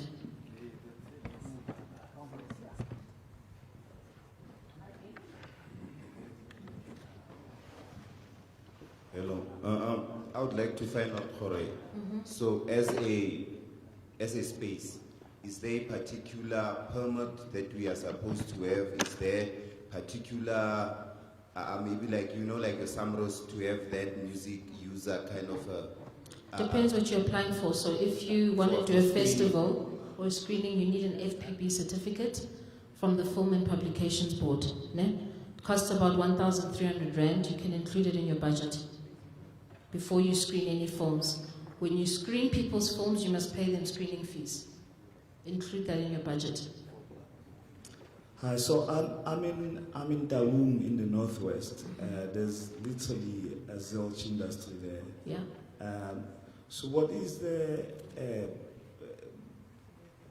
with regards to bringing people outside of the place where you're going to produce or teach whatever activity you are doing, if they are not from that place but they have the skill that you need? Okay, so you would want to bring people from outside of the northwest to there, right? Yes. My advice to you is apply as, so obviously you would apply from someone from the northwest. It's fine, you can do that. It's a skills development program, I'm assuming. Is it a production program? Okay. The difficulty with the jobs in the province. So if you're bringing from Joburg, from Cape Town, they're going to go back. So it's not like you're creating the money there. It's not like you're creating the opportunity there. There isn't a director or whoever from the Northwest who's going to particularly benefit from that, right? It's not to say that it won't be recommended for funding, because people have done that before. I would just be careful as to your makeup of your team. How much do you balance people that are from the Northwest and people that are not? Your team should have more people from the Northwest than not, because it's a job creation project in the province. Be very careful of that. It's not ordinary funding. Does that make sense? It makes absolute sense. Just to follow up on that, how do you measure? Do you prioritize job creation or the creative output of the project? Job creation. I know. It's not. No, there's no percentages, but that's what I was saying before. If it's minimum 10 jobs, don't submit something that has 10 jobs on the dot. Maybe, your project is particularly expensive or whatever. Projects that have the highest number of jobs are always prioritized. This is a presidency project, presidential employment stimulus program. The presidency has appointed proof that they're creating jobs. Do you understand what I'm saying? So, some of the things you need to read between the lines. I'm at work here, but essentially, unfortunately, that's the reality. Also, it's 4 months. It's in and out. It's not like, So yes, obviously the programs where, especially when we had 12 months for Stream 1, you could actually have proper time to do it justice and really come out with a beautiful output. But you need to be smart as to, but if you're going to have the creative output, if you're going to languish on that for too long, the 24th will come and go. So it's a job creation thing. Unfortunately, there's no other way. I'm sorry. It is what it is. I wanted to understand the TV pilot section. Does it fund what does it fund, TV shows or? It's a pilot. It's a pilot for a series. For a series, not TV shows. Well, drama series. So not like a pilot for a talk show, a pilot for like a series, like a long format 13-part.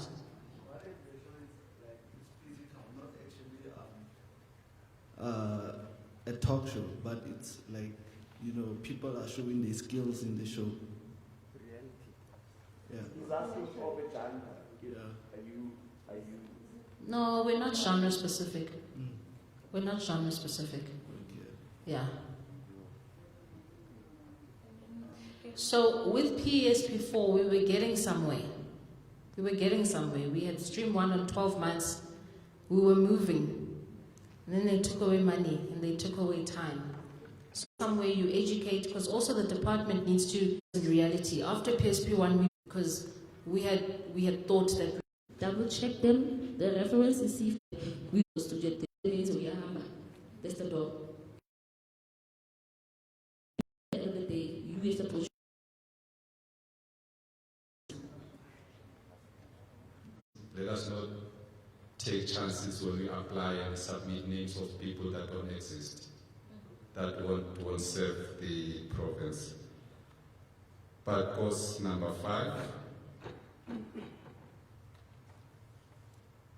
please make sure that the Northern Cape is represented in those panels.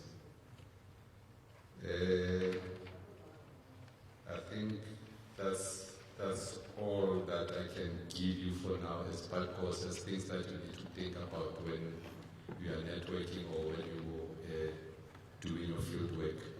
Let me also take this opportunity to thank the Mayor of the Francis Park District Municipality, Honorable Bodu. In absentia, she had to go and attend to some business. Also to Mr. Pimelo Siditi for his insight in terms of our creative industries.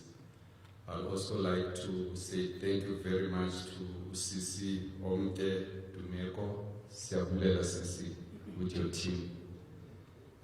Also for Mesia, thank you very much for convening this platform for our creatives in the province. And my team also. And your team also.